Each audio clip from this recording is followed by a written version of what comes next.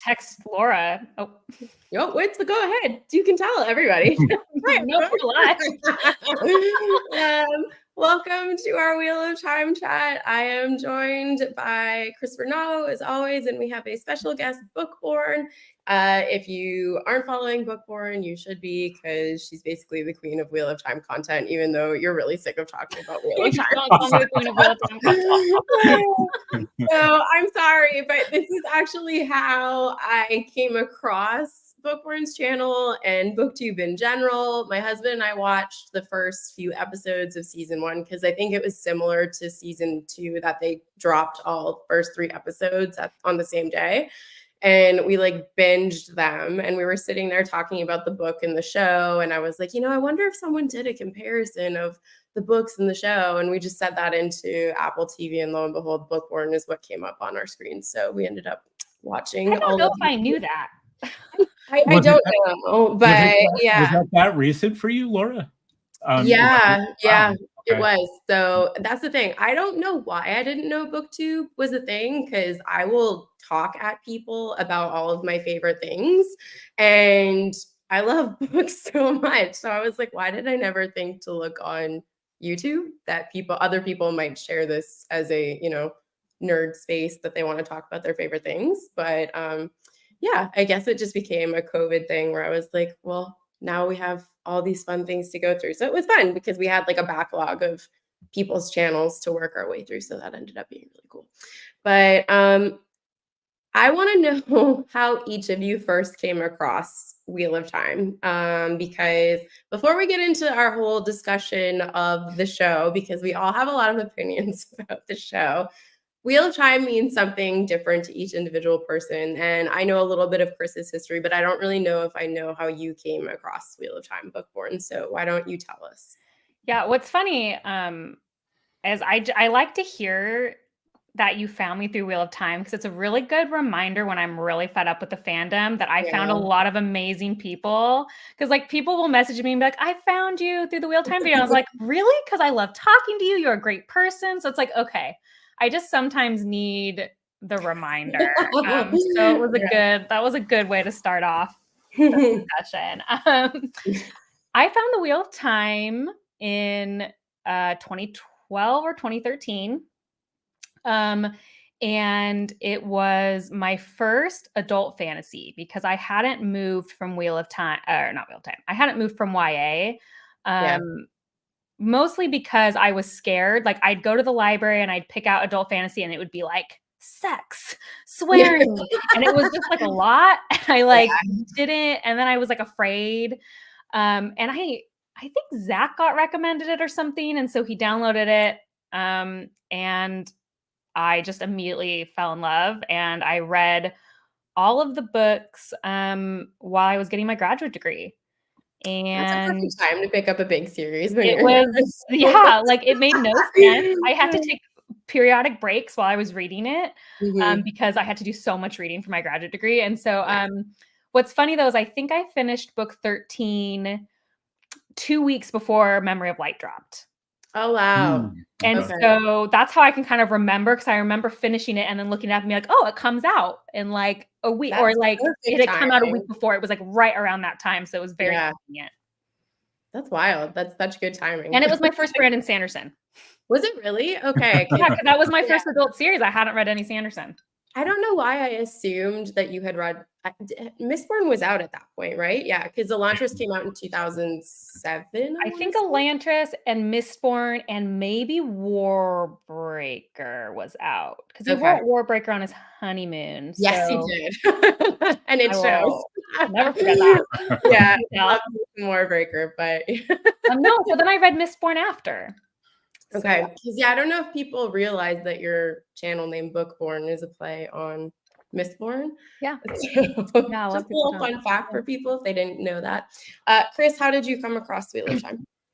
Well, as a little bit older, I came across it in college myself.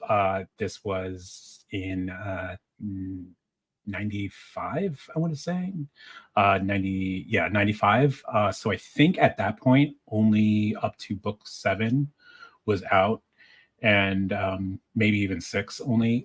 So, and I remember seeing it was a long series. You know, the covers looked a lot like a lot of the fantasy covers did back in the 90s. Definitely. But I was like, oh, book 7, and it's the one with Ran in the ruins, I think, of Ruhedian in the Waste, I believe, with the giant arm. Yeah, with the one weird arm. Yeah, yeah, like he's like just doing some random thing. Yeah, it's like giant. Yeah. So, and yeah, I don't know. Maybe it was the arm, but I was like, oh, okay, what's this about? And I'm like, okay, it's book 7, and that's when I picked it up, and I was surprised and hooked, and yeah, ever since then, big Wheel of Time, and then of course, since I caught up pretty much with the series, with that, I think I was waiting for those books, and it's tough because it was also at the time of the slog.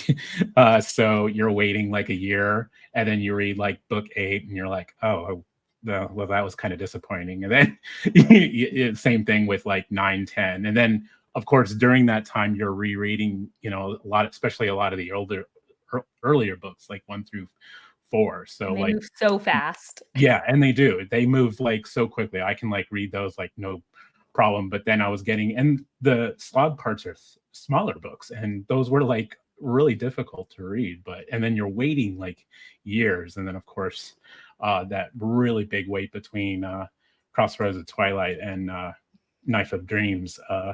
But yeah, I was so thankful that Robert Jordan at least ended with a good one. Before Brandon took over. So I was gonna say that is so crazy that you read when only 7 were out, because that is when it starts. Yeah. And I didn't realize there was such a big wait between Crossroads and Knife of Dreams and Crossroads of Twilight.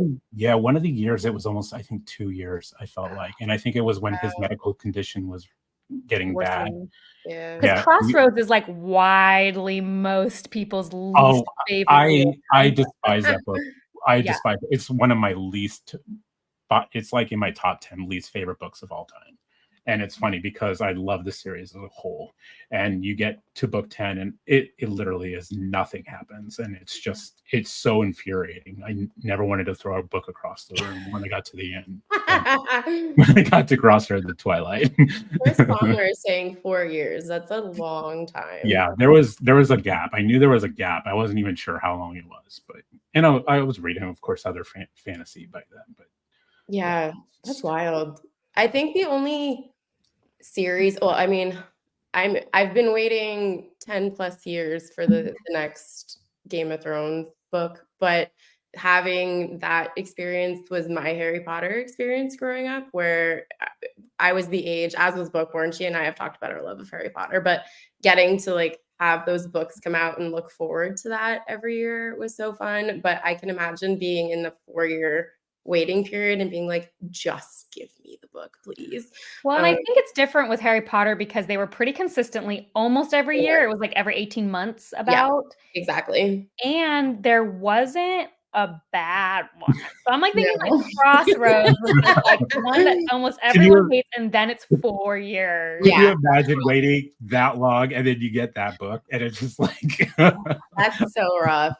I was really worried. I was like, okay, one more chance, and thankfully Knife of Dreams knocked it out of the park.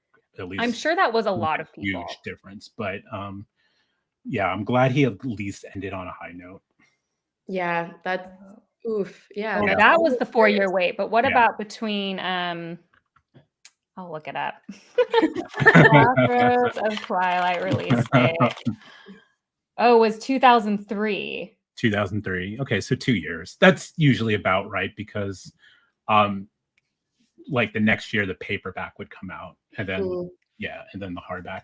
And that makes sense that there was such a big gap between Knife of Dreams and Gathering Storm, since that is when he passed, and they were looking for another writer. And the work that took.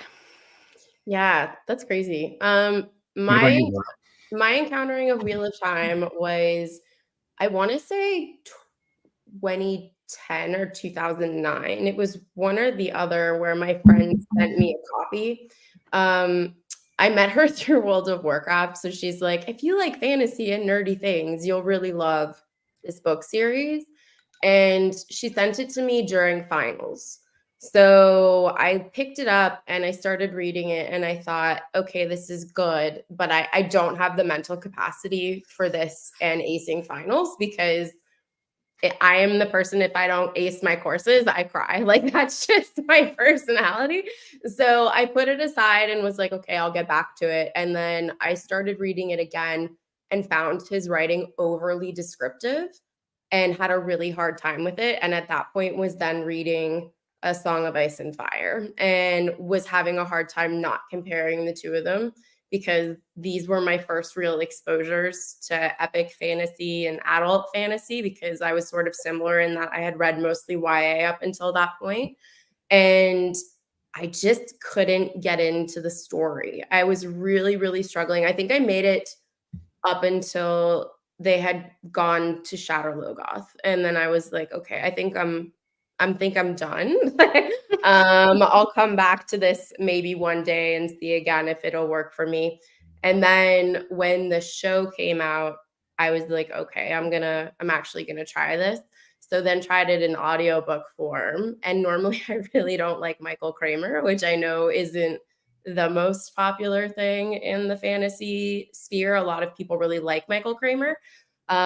And typically when I hear his voice, I tune out immediately because it just puts me to sleep. But I have him on 2 speed for Wheel of Time, and that seems to work really well for me. So then I started getting through it that way. And I was like, oh no, I actually am liking this and enjoying this. So it took over 10 years for me to get through Eye of the World. But when I did, I really enjoyed it. And then I really, really liked The Great Hunt. Of the first 3 books, The Great Hunt for me was hands down my favorite. And then I had a few issues with The Dragon Reborn. My husband has read all of them. So I already knew a lot of content of what took place in the book. So it wasn't like big reveals and things like that for me. I knew what was coming. And my friend that had sent me the book in 2009 is one of my husband's best friends as well. And she and her husband are mega fans of Wheel of Time. So I've been very much on the periphery of listening to Wheel of Time conversations for over the last decade. So I had a lot of context going into the story, which I think actually might have helped me stay more engaged because I was like, oh, I know certain things are coming. Which typically I'm not a spoilery reader. I like to go into things really blind. So it's been an interesting experiment for me knowing that certain things are coming, but I've enjoyed it more this time, which has just been very odd. So I've now listened to the first 3 books, but I know basically what happens throughout the course of the whole series, and I plan on slowly making my way through it. I consecutively listened to all 3, I think, in August of this year. So it was a lot of Wheel of Time in a short period. And now I'm kind of on a bit of a hiatus because I was like, I need to go into different worlds for a little bit and then I can come back to this one. But I've been enjoying it a lot more this time around. I am hypercritical about certain things of the series, mostly about how Jordan rates female characters, the dialogue between female characters, I don't think is very good. But I was saying to my husband the other day, in terms of world building, it's just so detailed and so interesting that I appreciate him so much as a writer for what he was able to offer in terms of world building. And then Chris and I were talking about this in our last episode in regards to the last episode of season 2, but my wish is that they would have done a show on like a prequel show basically, because I feel that Jordan offered so much excellent material in terms of the Forsaken and that history of the hero, hero of ages, like the Age of Legends type time period, that I thought that would have been so fascinating. So yeah, I'm enjoying the series. I'm taking my time through it, but there's no rush because it's like 1,000,000 books long and it's fine. So yeah, but that's a good break time too, is after Yeah. the Dragon Reborn. yeah, I'm excited though because most of the people that are in my inner circle really love books 4 and 5. They're some of their favorites. So I'm excited to get to those just because I feel like that's when a lot of the meat of the story really starts happening from my base level understanding. So I'm thinking maybe in January I'll jump back in. but it's going to be a little bit of a break between now and then, especially coming off of the show, because there were a lot of issues for me with how that show ended. So something that Chris and I do at the beginning of every episode, Bookborn, is I will ask him what he ranked the episode out of 10. So I'm curious, and I'm going to ask both of you, if you were looking at the whole season for seasons 1 and 2, what would you have ranked these out of 10? You go first. No, I have to go first. Whoever, it doesn't matter. You go first, Christopher. I'm thinking. I knew you were going to ask it, Laura, and I didn't prepare. So you're saying both, considering both seasons, or just season 2? So you can, if you look back on season 1, what would you give that one out of 10? And if you then look back at season 2, what would you give season 2 out of 10?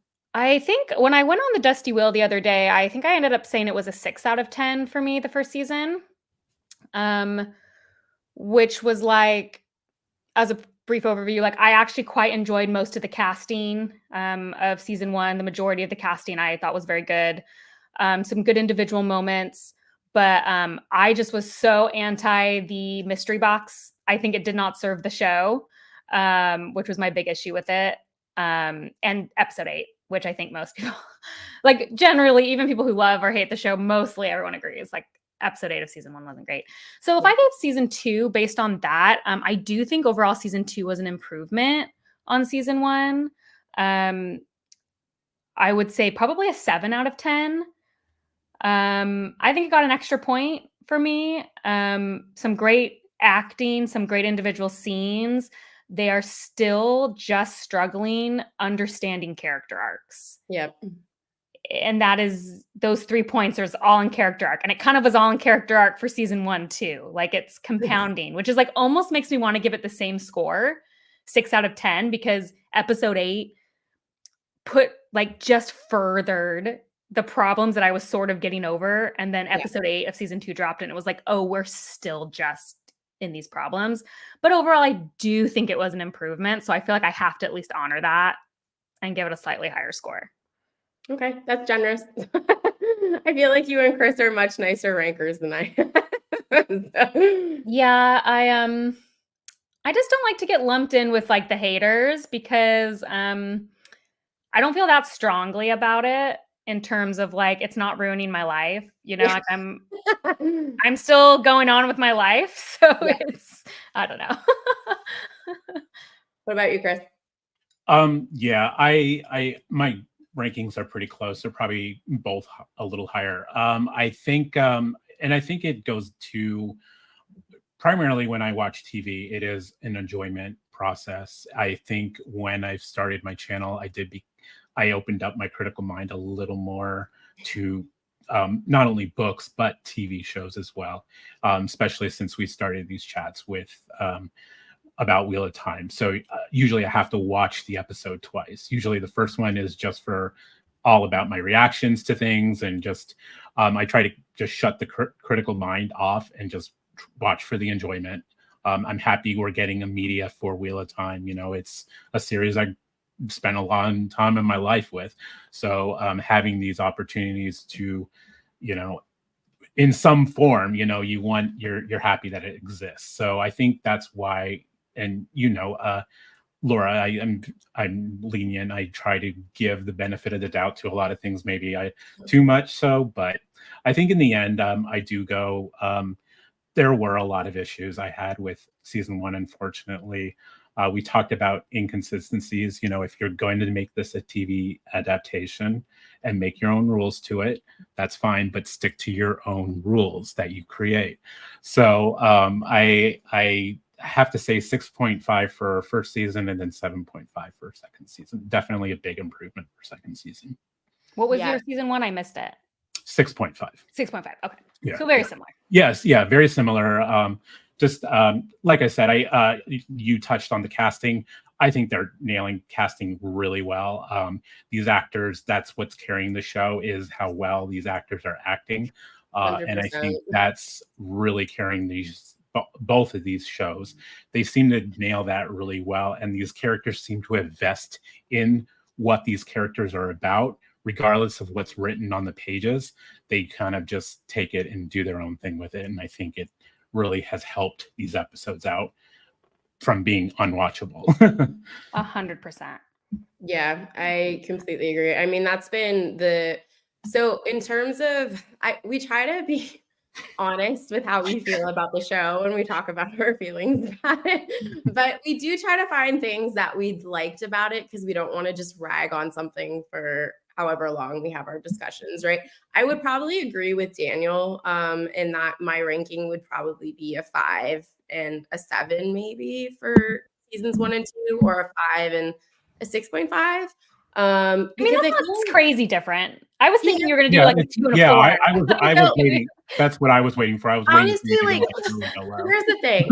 Episode 8 for both seasons, it's terrible. They're so bad. And it's because of this that my rankings cannot be higher. Like, I want to give the show the benefit of the doubt because clearly season 1 had its issues in that COVID got in the way. Barney Harris left the show. There were a lot of external factors that are very forgivable when you know what's going on. If you're just sitting down and watching it, you're kind of thinking, why are they making these decisions in regards to Matt, et cetera, et cetera. But now when you know that, you go, okay, there's a bit of leniency there, fine. But with season 2, they contradicted themselves basically from start to finish. And like, I was willing to forgive in the premiere episode that Loyal and Ingtar and all of these people that have been stabbed by the dagger are now all of a sudden just fine, and we're not going to address it. We're retconning it. I'm like, okay, fine, whatever. We can move forward. Episode 8 took all of the goodwill that the fans had given them for season 1 and basically just went, okay, we're starting from scratch again, and we're completely making up our own rules of things that we've already established in this season. And I just can't get on board with it because they don't know how to stick a landing and they don't know how to follow rules that they've spent episodes establishing. Like, I know it's so interesting you say that because I was feeling before episode 8, like I could easily give this season a 7 out of 10. yeah, Episode 8, the same way, is like, it's hard for me to say like 7 because Yeah. it was such a nosedive. And that's exactly it. And I mean, Chris knows this. I am really not a Nynaeve fan. Like, she's not my character. I know that a lot of people love Nynaeve, and I'm fine for that. I know Chris likes Nynaeve from the stuff that I've seen. You also really liked Nynaeve on your reread. On my reread, I was not a Nynaeve fan the first time through the entire series. I think sometimes you need to like have the full image of Nynaeve to really like understand her. You have to get you have to get all the way through, I think. You have to get all the way through, and then it's like then you understand so much more. But even I was so irritated that she and Elane are just in Falm to be in Falm. Like, in the books, you need them there for the collaring of Rena. Like, and it seems like this is what they're doing, right? They have it set up and this is where it's going, and then it just doesn't happen.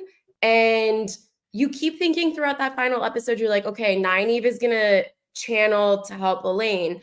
That doesn't happen. Okay, well, they're still somehow gonna get to Egwene, and that's gonna end up happening. That doesn't happen. And then when she sees Rand, the person, part of the original group that she is like left 2 rivers to protect, you think, well, she's definitely going to be able to channel now, because in season 1, she was able to channel her Hulk channeling when it was, people that she didn't even know that got hurt, and yet nothing happened still. Like, it's just so inconsistent throughout the whole thing. It just, I can't understand it. I don't understand ultimately, the Wheel of Time is very classic fantasy. It is about heroes and heroes' journeys. And while I do think that Rand as a chosen one does some very interesting things, and I think it subverts the trope in many ways, ultimately at the end, it is a hopeful, overcoming story. And the thing is like,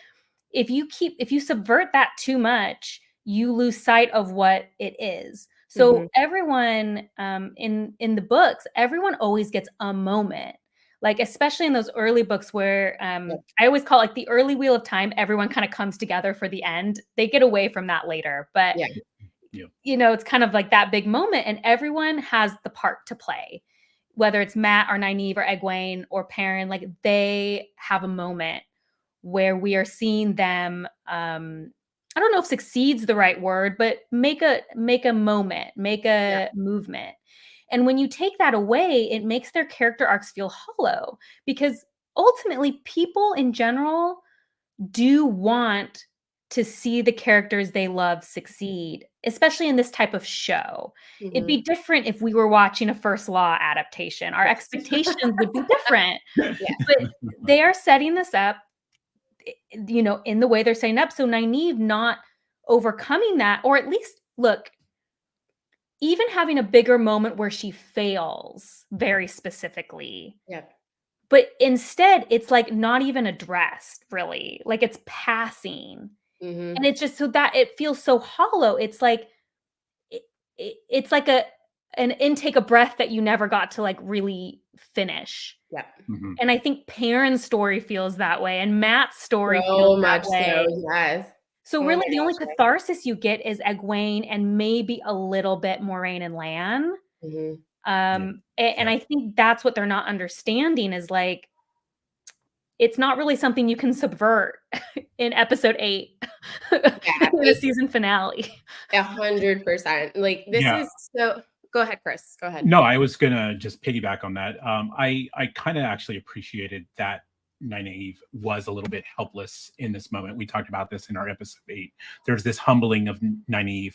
I think it was happening a little too soon. I think it's supposed to happen when she gets her ass kicked by, you know, spoilers, Mogahedan later on in the series. I think that is supposed to be Nynaeve's humbling moment. She's supposed to still be able to do these things pretty well, be able, you know, she's always constantly angered. There's the collars on her friend, you know, that alone should be enough to get her all riled up. Like you were saying, Laura, why is she, you know, suddenly like this? Why are we having this moment? And I'm okay with this failing on her part, but like you mentioned, Bookborn, it's like they need to have that moment then to show that, you know, how she feels. You know, how is she feeling right now that she can't do anything? She can't heal Elane. She can't do anything for the people in the tower. She's just there. And she never really got that moment to be in her headspace on how she feels. Now, maybe they'll do something in season 3, but I'm kind of going to doubt it. I'm going to doubt it that they will. Yeah, and they set up so much too, you know, with Leandrin and even like introducing the Yellow Sister. And so it's really hard for me when they just let the thread end, because I understand if they want to come back to it, but it is a season of TV.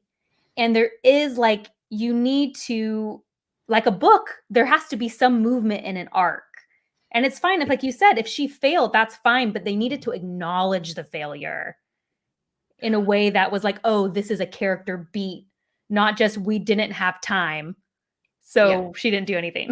I think the other part of that too was like the ramifications. I never really got the ramifications of the collar, because I mean, we discussed the whole, you know, suddenly I can collar somebody and it's not going to hurt me even though I'm already collared kind of thing. That just drove me nuts. But the fact that we never, I want to know the ramifications of this collar. Like you introduced this Yellow Sister, you reintroduced Megan the sitter, the blue sitter.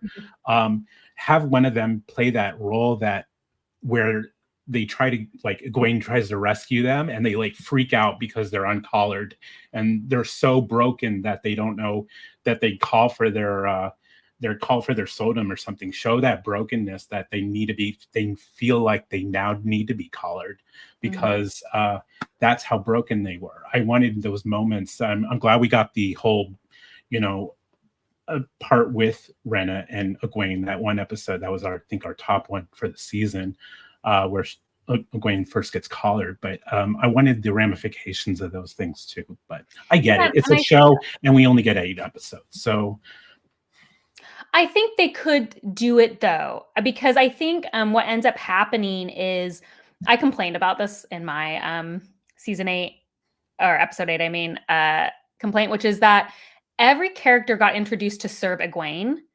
And because of that, the blue sister, whose name I can never remember either, the yellow sister, like they were only there to serve Egwene's story instead of being able to have a moment. Like I love that idea. That idea would have taken 2 minutes screen time tops to effectively do, someone freaking out, because then it will add a depth to the world, but they don't seem capable of understanding that every moment is an opportunity to show character development. Did either of you watch Andor? Oh, I love Andor so much. Okay. So Andor is like my thing. Like I cannot stop talking about Andor. I'm in the same way. I made my parents watch it. I was like, everyone needs to watch this show. Everyone needs to watch Andor. Do a good show in few episodes. Andor, if you rewatch Andor with this in the eye, because I was watching it near Rings of Power, and one thing I noticed about Andor was they literally use every second of screen time to inform about characters. Yep. It is shocking when you watch the way they stand, the way the conversations move. Everything tells you something new about the character you are watching. And if Wheel of Time had that care, they would be able to tell so much more story. And I know 8 episodes is tough. Like that's a tough job, but they waste so much time. Yes. On other things that we really didn't care about. We already know. Yeah. We either don't need to know or we already know. Exactly. Like more episodes with warders bonding. Yeah, I mean, we got it. We got it. We got it. Exactly. We got it the first season. We know. I did not need any more warder content, and they sat down in the writers' room and was like, "You know what? Everyone needs only warder content." And I was, you know what? Everyone needs Lan peeing against a tree. Like that informed so much about his character. Oh my gosh. Such wasted time. And I didn't realize this, but Chris told me this after our live a couple nights ago, that Maxim is Raf'S husband or partner in real life. And I wonder if that's why his character got as much screen time as he did. I didn't know that. Yeah, I didn't either. I was like, oh my gosh, that's probably what it is, because he wants to make sure that it's, his person getting some screen time and some airtime. And I was like, well, that was wasted time because it was just a dropped plot point eventually. Like, so we were talking about characters earlier, right? As stuff that the show has done well. And villains in particular are what the show has done exceptionally well. And this season, I think most people agree the standout for them was Lanfear, without question. Liandrin being a more fleshed out and further developed character, most people are really liking.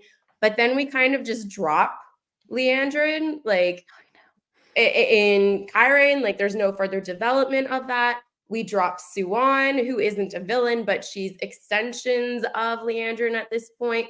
Varen is introduced, and then there's no conclusion to that. Like Rand still isn't conveyed as to why he is important. It's so strange which characters they are choosing to highlight in the ways that they are, and which characters they are actively not choosing to highlight. And I mean, I know that this has been talked up a lot, but it's very true. They seem to heavily favor Egwene, and I'm not sure why that is, because in both finales, like my expectation now is just in the finale that Egwene is going to do something that she shouldn't be able to do. Because season 1, we might as well. Exactly. We know in season 1, because they had to come out and say it, like, oh, she didn't resurrect Nynaeve. She's not really dead, except that's 100% how it conveys on screen. And now in this one, she's able to take on a Forsaken. I'm like, come on, guys. Well, in Egwene's defense, Ishii was only casting cantrips. Fireball. Excuse me, yes, fireball. Level 1 fireball. I'm not wanting to TPK the party too early. And Egwene kept making her wisdom saving throws. So I mean, it's just like... oh my gosh, so ridiculous. So that's basically my expectation now, is that every season finale will get a loose Theron intro or cold open, and then at some point in the episode, Egwene is going to do something that's infuriating and she shouldn't be able to do. Yeah.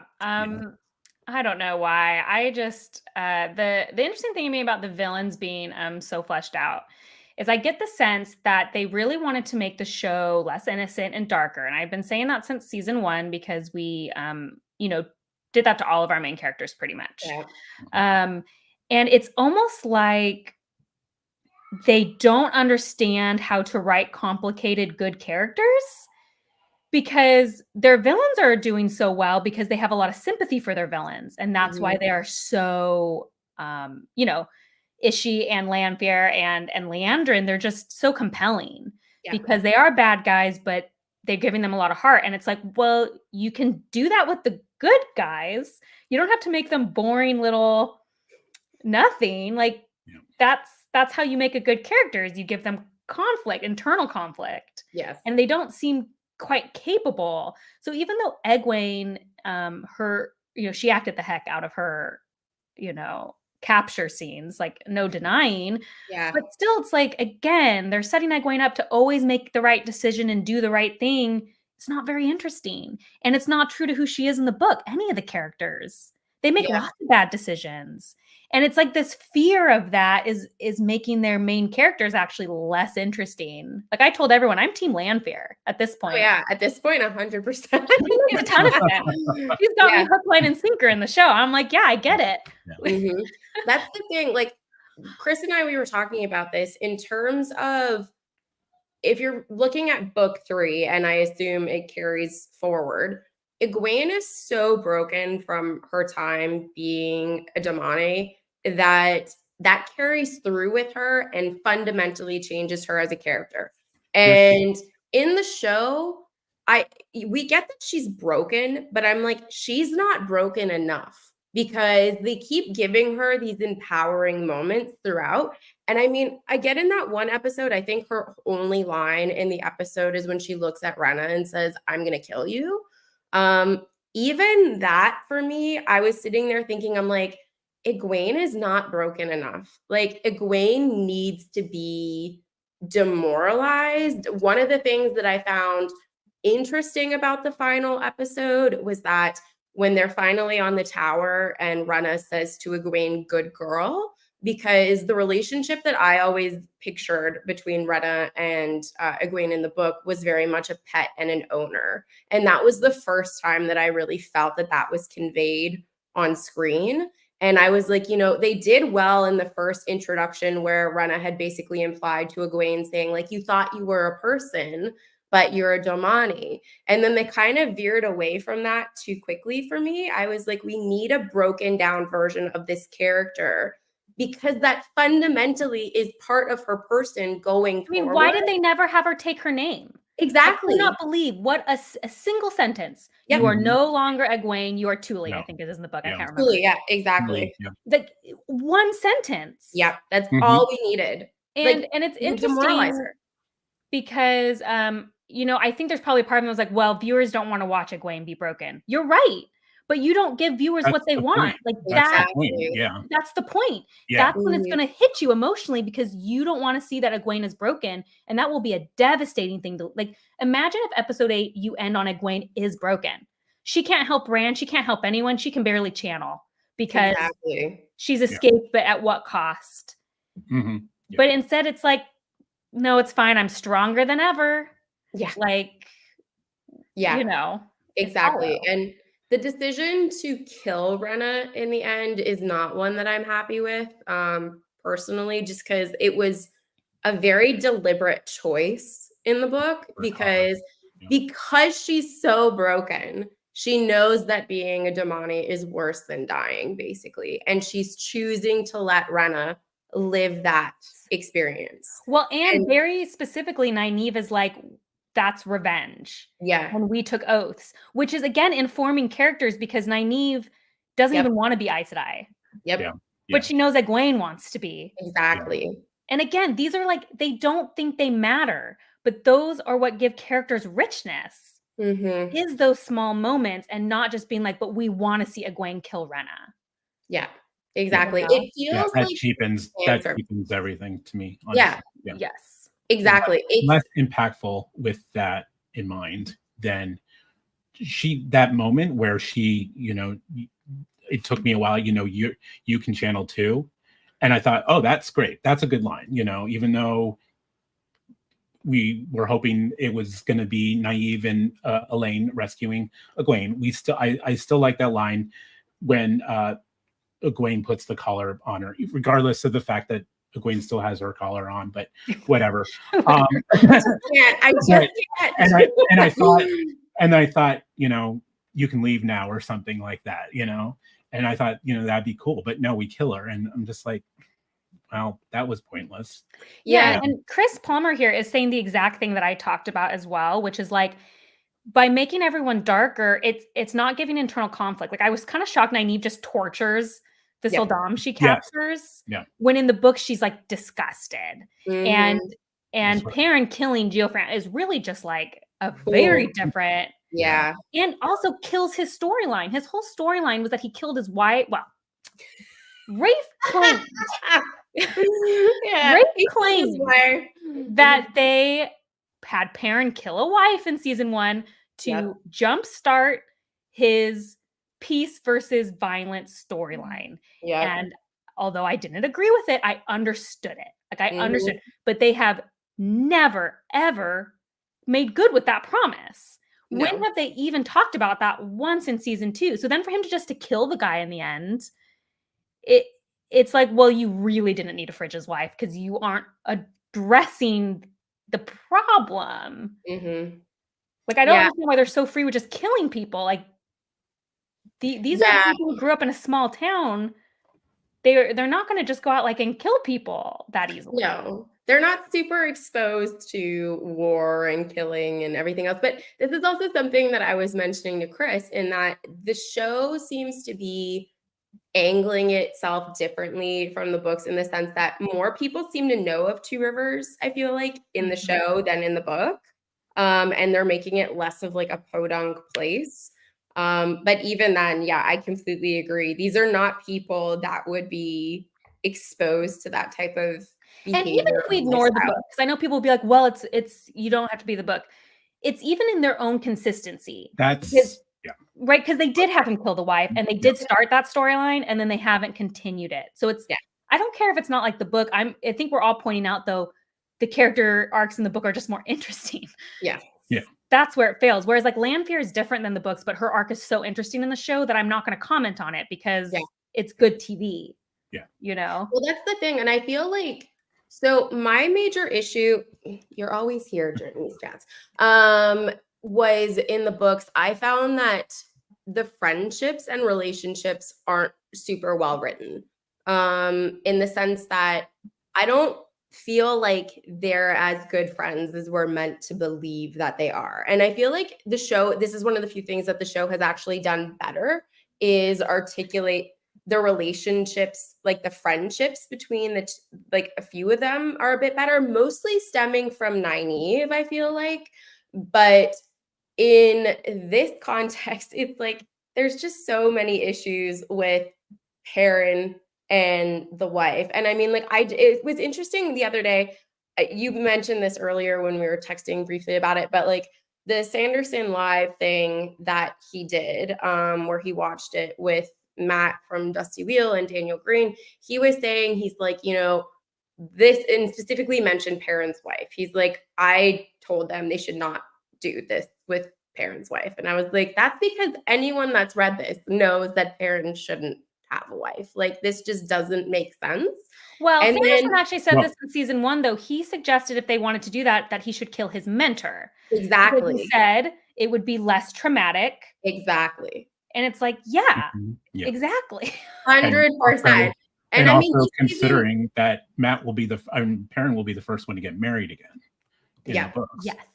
Well, maybe not though. In the maybe we don't know. We don't know. Who knows? Yeah. Well, that's the thing. I think now that we've had that like glowing Elane for Rand, that's gonna be. Like, I audibly laughed when it happened. I was like, "This is so awful." It was so stupid. They're not changing any of the things I want them to change, because if Rafe came out and was like, were not doing the harem, I'd be like, thank freaking goodness. Right? Thank you. Yes, Choose one of them. I exactly. literally don't care who you choose. You know, have them date all of them if you want, and then choose one. Great. In fact, don't even make a romance up. I can't think of very many fans who'd be upset about it. No, honestly, this is probably my main issue, but you and I feel very similar typically about romance tropes in books. Like, it's not for us. So this has been my major thing where I think it was in The Dragon Reborn. I did my review video on it, and I was like, I'm getting really sick of the fact that already people, like any woman that meets Rand is like, oh my gosh, I love him so much. And I'm like, you just met him. Like, slow your roll. In fairness, like none of the Wheel of Time fans like any of the romances. Like, I have rarely met a Wheel of Time fan that feels strongly about the romances. It's more like something you just ignore. Yeah, I will say, I don't know, Christopher, you'll have to tell me if you agree with this. Even though I hate Rand's harem, later in the books, it does lead to some great moments, like between some of the girls. Yeah. Laura knows this. I can't stand book Elane. And I think a lot of it has to do with she was so prominent in the slog, and especially Crossroads of Twilight was like the Elane book. Yeah. And it was a lot of like politics and drinking goat milk because she's pregnant and she can't have look Elane is pregnant. Like, I remember reading the books and I didn't even have to do what you did, which was like wait, and I was like, Elane is still pregnant? Like, only 2 months have passed? I'm like, that's the longest, like. I'm an Elane apologist in general, though, I have to say. But yeah, I will add, though, this darn actress has like changed my perspective of Elane, because I think she's doing such an amazing job. That's funny Elane. because I do think this actress is nailing Elane. Yeah. Like, I think because someone messaged me, like, am I supposed to like Elane? her now? And I'm just like, don't do that. I like Elane. I always really like Elane and Avienda's friendship. Later in the book is a highlight friendship for me, because it is so bizarre. It is a very bizarre. But I like it because of that. Like, it's just weird. But actually, of the three, I actually was always team Min, so I like Min. And see, Min was my least favorite, which is the most unpopular opinion ever. Interesting. But that's the only casting I don't like in the show, actually, is Min. Let me be clear, I liked Min. She's definitely the least toxic of the relationships with Rand. Yeah, I think that's why. So I understand everyone's support of it. She just, as a character, never was like the one that I was like always super excited to read, if that makes sense. Like, she just wasn't someone. But I understand. But where did we even start with this? I don't know. We were talking about the was it Taryn's wife? Is this how we got on this tangent? We were talking about wives. I derailed the conversation. We're not even on the show anymore. It doesn't matter. Showman is another person that they kind of just dropped all of a sudden, where it was like, this is something that's going on, and it seemed like she was having this moral quandary with the fact that she had sold out in that, and then they were like, we're just not going to go back to Min, and I'm like, okay. I don't know. It's so frustrating because I thought that the Min storyline was kind of a mistake, only because not every one of the main cast can be a dark friend. Yes, exactly. So what's the point? But then, like you said, at least do something with the storyline if you're going to start it. Yeah. The Min actress is hard for me because Min always seemed very youthful and boyish. Yeah. And I don't quite get that energy from the actress, which is why that's just been the hardest casting for me personally. I can get behind that. I mean, if I were to really sit back and think about it, the worst casting for me is Perrin, which is without question.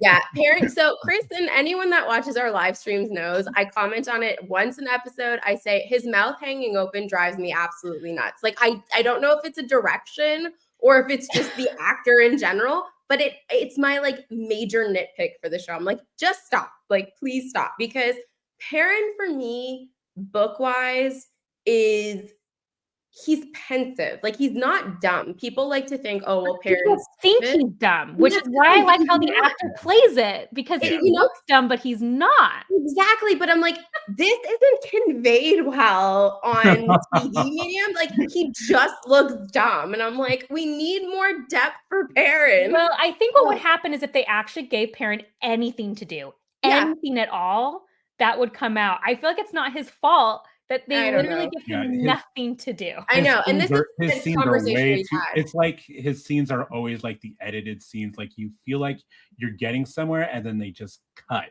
And it's just like, you're like, and then that's it. That's all you get for the episode. And then you get another sentence next episode. And that's it. You don't get these, like, you don't get a moment to just, you know, sit and find out about this character. And of all the characters, he's the one that's literally making no decisions. Correct. Everyone is informing his scenes, but not in an interesting way, not in a purposeful, I don't have control of my life sort of way. Just like I couldn't believe, I forgot he was in the Avienda scenes. In one of my episode reviews, I said, wow, we didn't see Perrin this episode. And someone was like, LOL, you did. You literally just didn't remember he was in the scene because he didn't speak. He was just there. Yeah, he was just there. So Perrin for me was the most interesting when I read Eye of the World. I was most geared up for Perrin's storyline. And then I feel like he flounders a bit in books 2 and book 3. Like, book 3 is more Perrin centric, but it's not interesting in the way that he was in book 1. But this season, I was so excited when Elias showed up, because I was like, finally, we're going to have a mentor for Perrin, because that's what we desperately need. And then they were like, no, we're just going to get rid of Elias after like 2 minutes. And I'm sitting here going, then why even introduce him? Like, this is such a waste of plot. I feel like we're getting like these like guest star moments with people on this show. Tom from season 1 was a guest star. Here we had Min as a guest star. We had Swan, of course, as a guest star. You know, she's gone for like half the. We get one episode with her every, you know, kind of season, and it's like these are not really guest star moments. You have to have like some development with them, and you can't just drop them in for an episode because I get it. They're probably expensive payroll, and you have to add more payroll to what you have going on, you know, production wise, whatever. But I don't know. Find lesser known actors. I don't know what the solution would be. Well, you and I have talked about this because we've had, and I've mentioned this to Bookborn, I've had someone in our comment section that I refer to as Rafe Burner or Burner Rafe. And they like to comment repeatedly on how I'm being hypercritical over the fact that, you know, it's so many characters and they only have so much time. But other shows have managed to do this successfully. Wheel of Time, or not Game of Thrones. Honestly, was like, up until the last few seasons, did this marvelously, in which you don't need to see every character every single episode. You just need to use appropriately allotted time. And this for me is where the show fails the most, because Rand, I think, it was statistically said, had like the most screen time in season 1, but had the least character development within that screen time because they just weren't properly using their time. And season 2 felt like that with so many different characters. And I mean, I get that for certain actors like Suwan and Tom, I believe, is contractually with another show right now, and that's why they couldn't get him for season 2. But at that point, I'd almost say like recast, because these are people that you desperately need to be in the story. And they are, for me, in book 2, Tom was my favorite part. So not having Tom there and then not having them in book 3 as well, like in that season, combining these books is just, it's so awful because you're missing such a core part of what makes the story good. But well, you know, I watched One Piece while I was watching Wheel of Time. And One Piece, man, I haven't read any of One Piece, seen any of the animes. I was going blind. They introduced so many characters that is a show with a lot of characters that you are supposed to care about. And by the end of that 8th episode, gosh dang it, I cared about every one of those characters so freaking much. And it's because every scene informed their character. They didn't have time to waste. I mean, not every episode was perfect. There was definitely like an episode or two in there that I was like, okay, this wasn't like my favorite. But the show was really well done and well paced, and it covered, I found out, 95 chapters. Wow. Of manga. That's a lot. Yeah. Which was 11 volumes. That's a lot. That is a lot of distance that they covered. Yeah, I didn't realize it was that much. Possible, but you have to know what to do. And like, when you think of season 2 and how much time was wasted, was just storylines that don't matter. Even like Leandrin, who I liked Leandrin. I thought her storyline was interesting. There were so many scenes with Leandrin that served the same purpose. Yep. Like, you could have cut many Leandrin scenes and still had the same story.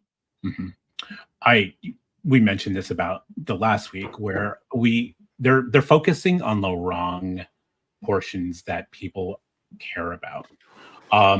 So again, we got more water scenes, episodes where we spend extensively long periods of time of that episode with the warders again, particularly the first few episodes in where Varian and who do they use, Elias, are located. I mean, that was a lot of time. We spent a lot of time with, okay, we got actress Lindsay Duncan. Let's create this whole huge storyline with Moraine's sister and her nephew, characters that are mentioned in the books, I think, but we never really have the time.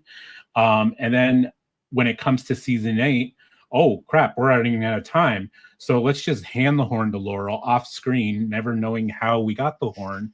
Let's just it was a woman from Tyrene. Let's just have Ingtar show up at the last moment, only to get killed and lose that fantastic story arc that was in the books. I just, it's just the wrong focuses, I think, was the problem with this season. Well, and the funny thing that you mentioned, Christopher, about Ingtar is that I didn't think they were going to do that storyline, but then in the first couple episodes, they had that scene where they're burying the guy, and he kind of like, well, you don't know someone's story. And I'm like, oh, they are going to do this. Yeah. And then they don't. They run out of time. Yeah, they run out of time because we had to focus on, Lauren But didn't they write all 8 episodes before they filmed them? Was this a discovery show? No, they didn't. I said this to Chris last episode. Rafe wrote the season 1 finale and the season 2 finale and should never be allowed to write television ever again, because clearly other people writing in season 2, it was trajecting up. Like, we were heading towards a good show. And then he came in and dropped a bomb at the end of it and was like, I've rewritten all the things that we had planned for this. And I'm like, why bother? Well, and we knew it. We expected it when we came in, because at the end of episode 7, it's like, okay, well, we got to wrap up this. We got to wrap up this. We got to wrap up that, and we knew something was going to either get cut, rushed, or, just retconned or something. One of the things Bookborn had in her episode 8 wrap up that I thought was actually very good, and I agreed with, is Avienda should not have been in this season. Yes. Because she offers very little to the plot. Like, overall, I would have much rather offer anything. You say very little. I'd like you to name one thing she offered to the plot. She says Kara Karn at the end, Bookborn. Clearly, that's what she's offering. She couldn't have said that in season 3. Look, oh my gosh! I appreciate that they nailed the Aiel really well. I think. I can't. Now the actress for Avienda, the Aiel are portrayed as tall people, and she is a little on the shorter side. The casting looks-wise doesn't make sense. We can just say that. But Bane and Chad are like, that's exactly how I envisioned these Maidens of the Spirit. They look that role. And in fairness, even though the actress for Avienda makes no sense in the context of even the show or the book, I loved her demeanor, so she totally sold me. She sold me. She sold me after a while too. So so I think they're doing a great job with the Aiel. Will they carry through with their storyline? Who flip knows? And they did not belong in book 2 at all. that could have been easily more Ingtar, more story plots that we wanted to focus on. Perrin just being able to Perrin. Yeah, maybe. would have been really Matt, nice. You know, or that. But Matt, as we talked about, was busy with Craft Hour in that episode, and that was a whole thing. So, but did you how did you guys feel about the recast of Matt? I haven't really talked about this on any of my episodes, or did you guys talk about the recasting? Yeah, I really like him. I think I loved Barney Harris's Matt. I thought, like, of the original 5, he was the one that I liked the best. So I was really upset that he left. But I thought that Donald Finn is his last name. I can never remember which one it is. I think he encapsulates book 3 Matt really well. And I feel like it's a big transition from season 1 Matt to season 2 Matt, but he's done a good job at putting his own spin on Matt. But that was me. What did you guys think of him? Yeah, I'm fine with this casting much. I of course want more scenes, but not like the scenes like we had in the last episode. But I think what sold me was his scenes with Min in the prison, and he's like working his charm. And I think Doyle presents like this, smiling despite the circumstances. He's smiling. He's like, he's got the charming little smile on his face. He's, trying to work himself on, Min, it's not working, kind of thing. But I think it sold me a little bit on him. I think Barney played him a little more somber kind of Matt. We didn't really get a lot of and granted that's the storyline too, but I didn't feel like we got a lot of the moments enough to make that determination of which one's better. But I did like Barney's performance from the few times we did get to see him. Yeah. So what's interesting to me is I was like you, Laura. I preferred Barney Harris. One thing I thought about Barney Harris is that Barney Harris had the ability to feel like Matt even when the script was not letting him be Matt. Yeah. Which was something I was impressed with, because really season 1 Matt I struggled with the most because they made his story so dark. Yeah. Which for me didn't make sense with the dagger because there was no contrast. How could you tell a difference between the two Matts? Yeah. But I still thought that Barney Harris somehow was able to like act through it. And I think it really was in this case a testament to how much he loved the books, because I think he understood who Matt was. My issue, I agree with you actually. In the moments where Matt gets to be carefree, I actually think the new actor nails how that looks. Yeah. What's hard for me is that it's like they're kind of half retconning Matt's story, but then also not. Yeah. So they let the new actor be like how I envisioned book 1 Matt, which is like silly, goofy. I see all that. Yeah. Pre-dagger. So they're like kind of ignoring the storyline in season 1, but then the whole issue thing is that like Matt already has darkness in him. Yeah. So where I struggle is I don't understand Matt as a character in the show and I don't think it's helped that he was recast, because I feel like if I was not a book viewer or book reader, I'd be like, oh, is Matt more lighthearted just because they have a new actor, or is that a character choice? So that's I don't know. It's why I wish Barney was still in the role in some ways. Yeah. To see how that would play out. Yeah. Like, how would it play out? How would they have changed it? Because I do agree. Like, there was the moment for me was when he's with Ishmael and he's like, oh, is that a weird sex thing? Or he says something like that. And just his facial expressions and that statement did feel very like Matt. Like, obviously he wouldn't have said that in the books, but the energy of it. Was Matt like that kind of sold me on it. But I don't know. It's like confusing to me what they're doing with his character. And I think at the end of season 2, I'm still confused at where can Matt go? Like, I'd love to hear, if you only watch the show and haven't read the books, like, what do you understand about Matt's character? Like, it's just interesting. And I don't think the recasting. So season 1, there's a scene, and this is what sold me on Barney Harris, when they got to Shatter Logoth. It was completely made up plot, because he goes over to Perrin and he says, this belonged to your wife, I can't remember her name because she shouldn't exist, and he gives it to Perrin, and it's like a really heartfelt moment between the two of them. And I remember watching that and being like, this is the essence of Matt. Like underneath that goofiness and that immaturity, he's very caring. He's got a heart. And yeah, and that's coming through in this scene, despite the fact that they're in really dire circumstances. It's not looking too great, and he's still looking out for his friend. Like that's Matt. And I understand obviously that they had to figure out, okay, what are we doing with the absence of Barney Harris? We have to come up with something.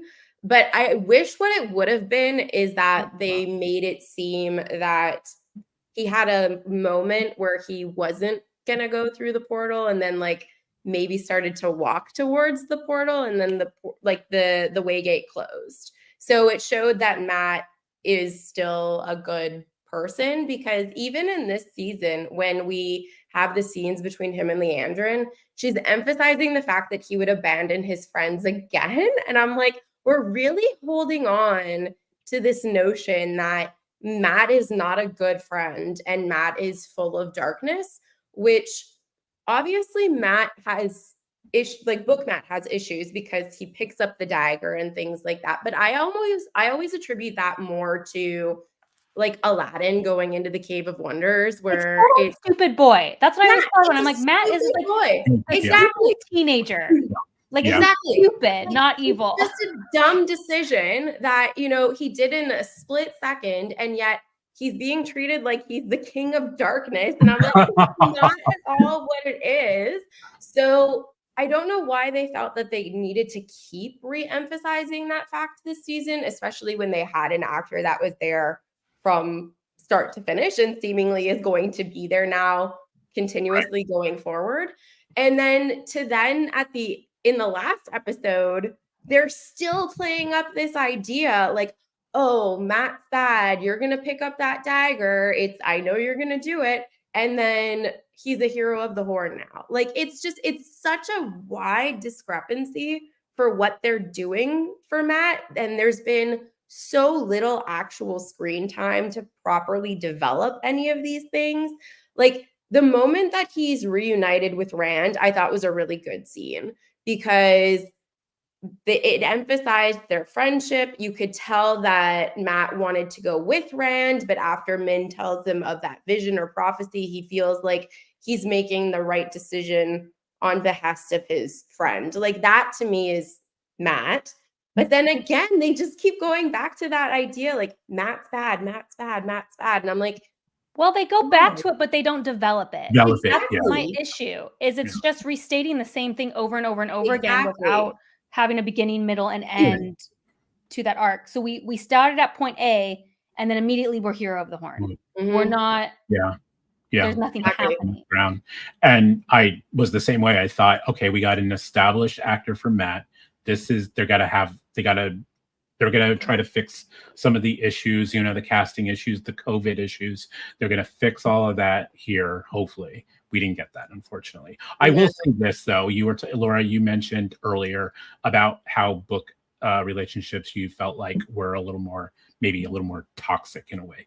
The one thing I did appreciate on this end, when Matt found out Rand was pretty much the Dragon Reborn, he just kind of embraced it, and he welcomed it, and I was quite grateful, honestly, for that, because I wasn't really ready for a whole like, oh, you're going to be a lord now, and you're going to, you know, oh, I can't stand near you, and all that kind of thing. And I did appreciate that they just said, you know, I'm here for you, kind of thing. But then they flip-flopped when he doesn't go with Rand and Moraine with them to the Waygate. He just stays behind and lets them go. One, because of Min's vision, but I felt like that shouldn't have been enough. He doesn't, you know, he's only met Min. I mean, it bothered me earlier when he leaves Rand his whole life. Yeah. He's known Rand his whole life. And I agree. Leaving Egwene in the tower, not going up to her, made zero sense to me. Yeah. Zero sense. So yeah, it was like Matt in the book is he'll complain about it, but he'll do it.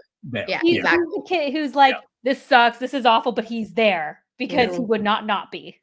Yep. I mean, you guys both read Dragon Reborn. I Which is love, exactly that. Yeah. love. I have had so much fun reading those scenes where he's rescuing the girls and they're like totally ungrateful, and he's just like, "What the hell?" You know? And it's like I love it, and I've never been more on Matt's side in my life. I am like, yeah, they are so ungrateful, Matt. Yeah. You tell them. 100%. It's interesting though, because basically what they did with Leandrin is what they should have done with Matt, in that Leandrin's given background as to why she's doing certain things, in the sense that we know she's teamed up now with the Forsaken because she wants to save her son. But the deal that she's made isn't the deal that she thought she was going to get. Like, we get reasoning for Leandrin, and I'm like, we need that same kind of reasoning for Matt, not just saying like, oh, well, there's darkness in him. It's like, well, what motivates that darkness then? Like, it's not just part of his personality. Like, obviously, there's got to be some like other thing that's going on there. And I feel like they keep giving the background and the meteor plot line to characters that should be secondary characters rather than fully fleshing out the five. Like, I don't need any more fleshing out for Egwene. Like, I get it. But even this season, I loved Nynaeve's accepted test. Like, I thought that was probably the strongest episode for me the whole season. Because it gave such great background to Nynaeve and like the decisions that she makes, why she feels the way that she did. And I appreciated going forward in the next episode that we see her mourning the life that she had because it felt so real. Like, those are the types of things that you need. It carries through. And with the male characters, in particular, Matt, Perrin, and Rand, I feel like we never get any of the carry through. It's like something will happen in an episode and they're like, well, that's done. And I'm like, except it's not done. Like, that's part of who they are. So why are we just abandoning that and moving on to the next thing rather than developing that? Their lives Sorry, their you go lives first. are essentially living episodic, you know, where it's like every episode, it's like we start either all the way from the beginning of their character development, and then we get a little bit of character development at the end. But oh, guess what? We're starting a new episode. We're going to start that whole thing all over again. You know, we don't, like you said, Laura, we very rarely get that whole repercussion of stakes and things happening to people and then it carrying through. Or like you mentioned, Bookborn, about how we got from point A to directly to point Z. Where is that middle ground? Well, and I think, just you talking right then, Laura, made me realize, like, when we last see Rand in season 8, his what do you call it? Like, dream, whatever, is the vision he's shown is him with a baby with Egwene in the Two Rivers. Yeah. Well, why didn't they expand on that with Lanfear? Maybe he is just trying to ignore that he's the Dragon Reborn, and now he's found a new woman we're just going to settle down. I'm going to work. I'm not going to confront this. And behind the scenes, we obviously know it's Lanfear. So she wants him to embrace his dragon. Like, even just like, it's the same, everyone's in the same spot, but it's the framing of the character, because I still, like, as much as I love Lanfear, I still do not understand her introduction in those first 3 or 4 episodes. It makes no sense. It makes no sense. Why? What is she doing? Why is she there? Why is Rand there? And like, that's when it's so wasted. I don't need to see Rand stare out of a window moodily for 3 episodes. Like, tell me with his shirt inform his character. Like, the only thing I liked that he was trying to get to Loghain. That was a great plot line for me. Like, and it would have been so great if we actually got to see turmoil. Like, he doesn't know if Selene is manipulating him. So maybe he's like, should I try to embrace this with Loghain? Should I not? Maybe he's going to Loghain to just say, like, tell me how to not turn mad. Yep. But instead it's just so disjointed. We never really get to understand. Like, I'd love to ask, what is Rand's motivation in the first 4 episodes? Mm-hmm. And then in the last 4, his only motivation is like, save Egwene. Like, it's not enough. No, I completely agree. I mean, it's exactly that. I feel like the introduction to Lanfear in the book is so well done, because if you're paying attention, like, you immediately know when you're reading it, you're like, that's Lanfear, because there's this mystery around this character, and there's only been one female Forsaken that's been mentioned at this time, and you're like, maybe it's Lanfear, and it's this slow build reveal that at the end of the book you're like, confirmed, it's Lanfear. That's awesome. Let's do this, because you're expanding upon the world. In this, it's exactly what you said. Like, at the end of season 1, we see that all Rand wants is this simplistic life with Egwene. And we see that he's basically just swapped in Egwene for this new woman that we don't understand. What would have been much more interesting to me is if Rand would have been much more untrusting of her, because of how untrusting he was with Moraine in season 1. I'm like, if we're looking at women in positions of authority, which in some ways Selene is, she owns her inn, she's a woman of some means, she's older than he is. You could have that same dynamic where, like, he has to trust her to get information, but he's not happy about doing it. Like, there's so many different ways that they could have gone about this to carry over character traits or themes and ideas for Rand that they just completely abandoned. But the only one that's consistent for him is, oh, he wants to help Egwene. He wants to save Egwene. But story happens to our characters. Exactly. Our characters are not informing the story. Exactly. Is the issue. Mm-hmm. Yeah. So what was something that you found actually really worked for you this season? Mm-hmm. Whoever. I've said it, Lanfear. Things, and specifically, I always like to point out things that were very different from the book. I actually quite like the scene where Rand purposely falls asleep to get her help. Yeah. I enjoyed that scene quite a bit, particularly the way they're going with Lanfear. Like, I just find that very fascinating that you have Rand who may be too close to a Forsaken, and that I really liked that scene. Lanfear in general in the last half, I quite enjoyed. The accepted test was a huge highlight for me. Worked very well. Leandrin, actually, even though I think it got a little too much screen time, I quite liked her and her storyline. I thought it was very interesting. I think this is mildly unpopular. I quite like episode 7. The Swan Moraine stuff. I didn't think they built up to it enough. Like, I don't think they really deserved the episode, but in isolation, I loved the episode. Mm-hmm. Seeing them young and carefree and witnessing that, and then now it's fallen apart.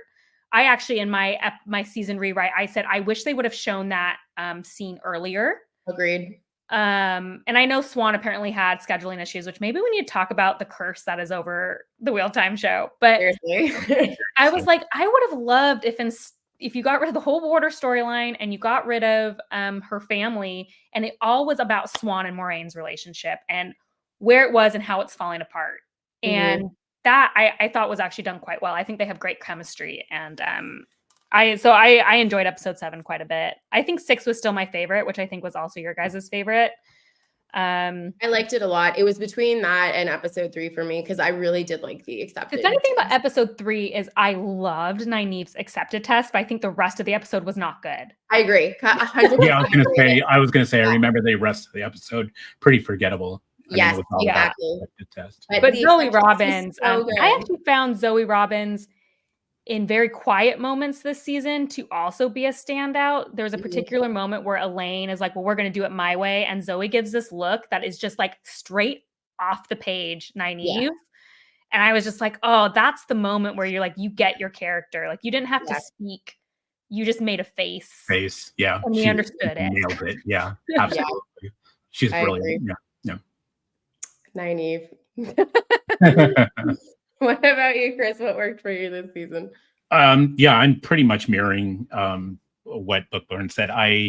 The acceptance test was well executed. The after effects of the emotional impact that it had on her big standout for me. Those little moments, it doesn't even have to be an action scene. Getting those after effects, getting how the emotion hits works really well for me. I was perfectly okay with a lot of Leandrin. I feel like there is a point in the books where I feel like she does get dropped off, and there's some Black Aja floating around somewhere, but you don't really get too much. I do appreciate a little more context with her character, making her a little more sympathetic. Whatever, she is human, she's less than a Forsaken, so I think giving her a little more humanity works. But it also worked with Lanfear too. Of course, that's definitely the big highlight of this whole season was Lanfear, and a little more of getting Ishii. So I appreciate anytime we get that. I appreciated scenes of Forsaken in the books, and I appreciate them in the show as much. I know we're probably tired of Elane or Egwene, but I do appreciate how well they did That's that. not the actress's fault. Yeah, no, that's Rafe's fault. 100% Rafe's fault. I do appreciate the initial scenes of her and the picture, that episode really hit home. I wish they carried through a little more with the after effects of the collaring, but I did like that. I think that's it. But unfortunately, I did not mention.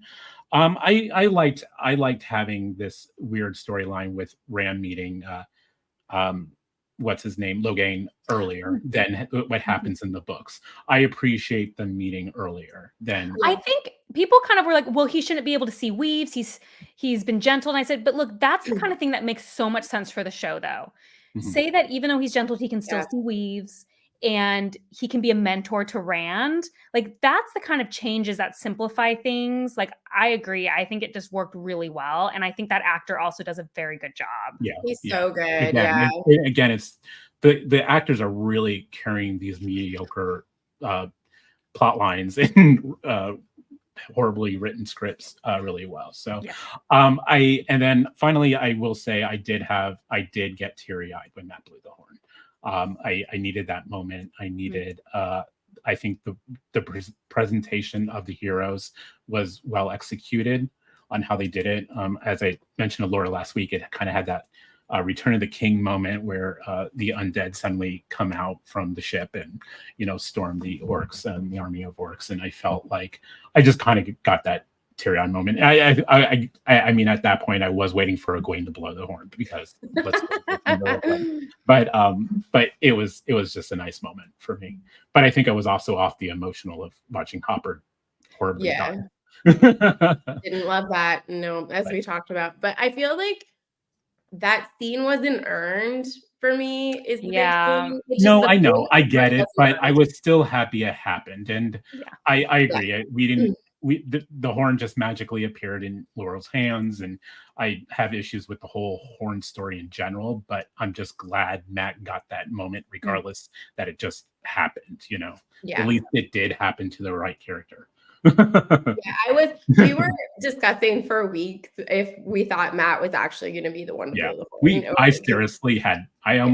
I was like only 70% certain Matt. That's so funny. I was convinced Matt was going to blow the horn, but I was mad about it because I was like, what have we gone? Like, how? My thought was how? How is Matt going to possibly blow the horn? Well, and there was a lot of like, let's teleport Matt magically to Falm and all that, which was so weird. We were talking about things we like. So I will say I did have a teary moment this season though, which was actually when Nynaeve comes out of the test and she's clutching an empty air. Oh my God, did make me tear up. I said the same thing to Chris because I just in the way that they handled it, like she knows that the daughter won't be in her arms anymore, and I was like that moment hurts like really bad.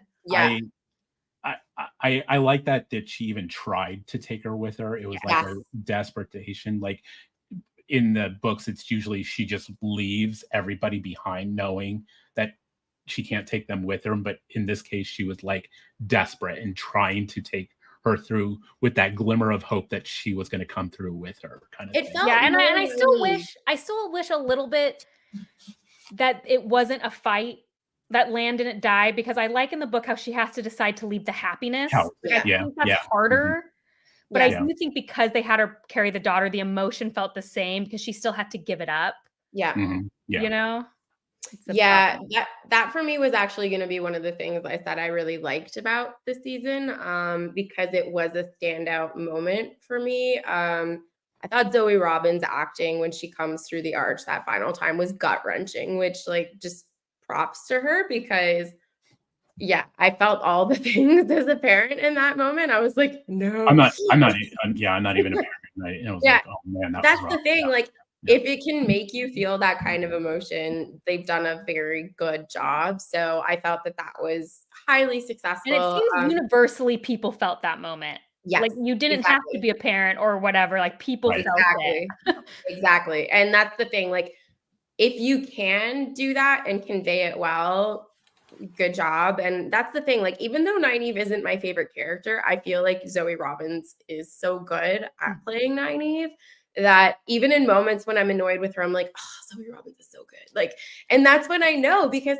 when you're watching something and you hate a character or you really love a character, you know that an actor has done a very good job, right? Because they're making you feel that emotion and it's evoking it from you. So there was one scene in particular. It's the scene where Nynaeve and Elane run into Loyal, and Loyal is bowing to Elane, and Nynaeve is like, "Don't encourage her," you know. And I was like, quintessential Yes. Nynaeve, and like, I love that line. driving me I loved crazy, it. but it's so good because Yeah. like that's exactly what she would do in that moment. So yeah, for me, like most of the stuff with Nynaeve this season was actually pretty good. It felt much more nuanced than last season, because in season 1 for me it was very grating because Nynaeve was just like, oh, I hate Moraine, and then they were like, but we'll put her with the warders and it's fine. So for me, season 2 Nynaeve was a really big improvement for me, so I definitely enjoyed that overall. I loved all of the Forsaken stuff. Like that for me was the highlight of the season. We've talked about this a little bit, Chris and I. Were you disappointed, Bookborn, that Ishmael isn't as crazy as he is in the books, or are you okay with a more somber Ishi? I'm okay with it only because I thought his performance was so interesting and compelling. Exactly. Yeah. Because he the thing is when the show is good enough, it's easy for me to separate the book knowledge.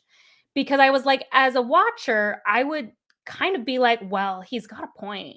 Like Mhm. when he's saying, like, aren't you tired of being rethrown out in the wheel over and over again? And you're like, I Yeah. get it. And Yeah. like I think that's interesting. Like, yes, I'm kind of attached to the book him, but also like the performance was good. So Mhm. Yeah. That was Yeah. one of the things for me that I was saying.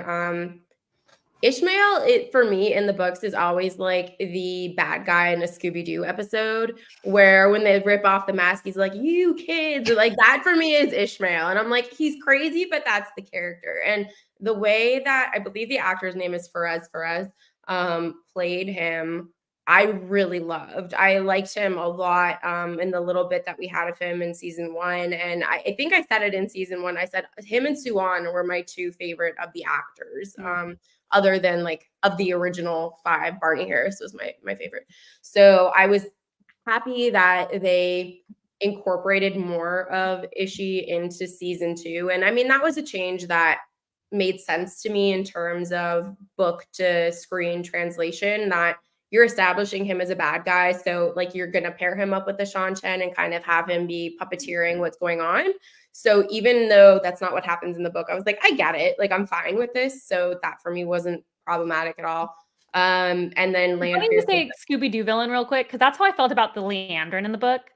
Yeah. She felt Scooby-Doo to me, like so like, like how could you never not assume she's terrible? Yeah. Which is why I kind of do like you said, Christopher, like Leandrin has, you understand maybe why she would be Black Aja. Like I think it was an improvement. Exactly. So those for me were good things that came out of season 2. I honestly, it just the last scene of the whole season for me between Lanfear and Moghedien, it was really, really good. And I was irritated at how good it was because I was so mad at episode 8 in general. And then when they ended on that note, I was like, oh, like this is so confronting because I'm so interested to see what happens between these characters and the Forsaken in general. But I'm so irritated as to what has happened for the last 60 minutes.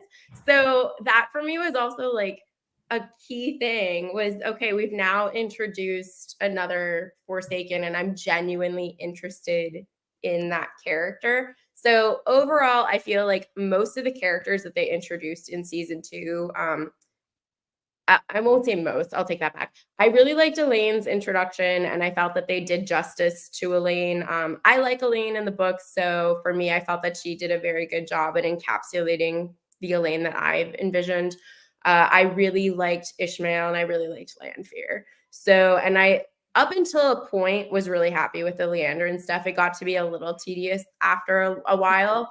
It's too much. It did go a little exactly. I feel like yeah. had they spaced it out, like I was saying earlier, not having characters in every episode, had it been like every second episode or third episode, I would have been much more interested because it's like, oh, we haven't seen Leandrin for a little while, like, and then what's she doing? Exactly Nothing is the answer. But yeah, exactly. Nice. You're genuinely curious as opposed to just being like, oh, more Leandrin time. Okay, more Leandrin time. But in general, I did like that with the character. And even though I didn't like the Moraine family plot stuff, I love Lindsay Duncan. So like I wasn't she mad. Did a great job. Yeah, she did a great job. Absolutely. I would have loved to see her in a more prominent role. That's 100%. Like I would have loved her to be an Aes Sedai. She looks like an Aes. She looks like she has the grace, and she's had she been Sheriam, like I would have been so happy with her as Sheriam. Like I think that would have been really interesting. And you know what? Even if they kept her as Moraine's family, which is a little bit of an underused role, I had talked about how there's so many ways that family storyline could have meant something more. For me in particular, was like, what if Moraine wasn't a jerk her whole life? Right. And what if her sister was like, hey, remember when you changed? And it was like the prophecy, and it's working through that stuff with Swan and Moraine, but instead it was isolated. I think that's the problem, is every storyline is so isolated from every other character development. Yeah. This is kind of what we're saying, right? Like lack of carry through for their characters. Like I was saying to Chris when we had that scene between young Moraine and young Swan, I wish that would have been the cold open to the show, because they didn't. That's what I said. I said episode 1 or 2. Exactly. The cold open. That's what it should have been. If you're not going to do the prologue, which you should do the prologue, then that makes the most sense, because at the end of the pilot, Maureen even says to all of them, one of you is the dragon reborn. There was this prophecy, blah, blah, blah, blah, blah. I'm like, that keeps it full circle. And then you can reference back to it at this point if you want to, but it's already been established. And I think Daniel was saying, like they should have mentioned the Horn of Valir and the heroes earlier, so we have these contexts of these things like being woven into the story. So that's what I was hoping for. We didn't get that on certain things, or most things. They tell you everything you need to know the moment before it happens. Exactly. Yes. Which is just like, that's not how you weave a story. Exactly. 100%. Yep. So are you gonna watch season 3? Because I know Bookborn, you're a little undecided. Wow, okay. So I probably am going to watch season 3. It's whether or not I'm going to cover it on my channel. Gotcha. Okay.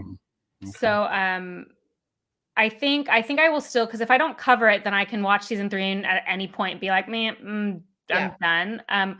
With the understanding that, like, if I didn't love the book so much, I probably wouldn't still be watching Wheel of Time.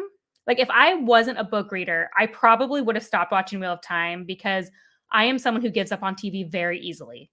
Like, I am just not like a huge TV watcher. The minute TV just feels like dumb to me, I'm gone, which is like really hard. My husband gets so annoyed because he's just like, can't we watch something together? I just like, it's just not the way I consume stories. So ironically, the reason I am still watching Wheel of Time probably is because of how much I love just even any moment that feels like the books I love. Yeah. So I think for that reason, I'm interested just to kind of like see season 3. I'm the same as you, Laura, where it's just, I had so much goodwill for the show in episode 7. Yeah. Like, I was really like, okay, we floundered in the first half of the season. We wasted a lot of time, but look at us now. Look at where we've gotten. Yeah. I was willing to just let it all go. And then episode 8, and it's just, I'm like, am I wasting my time? Like, am I going to watch season 3? And again, we're going to set up all this stuff and it's start all over again. Start all over. So I think I'm going to watch it. I'm just, I'm tired, and Daniel's right. I have like 2 years to decide, so I'll be less tired in 2 years, is my guess. It's gonna be a long wait, it seems like. Yeah, I think Brandon even mentioned that too in that live. He was like, well, but did he say that they had to film stuff quick because of the strike? Because I'm like, wait, did they? No, don't do that. So because they are a European show, they don't technically fall under the strike. Okay.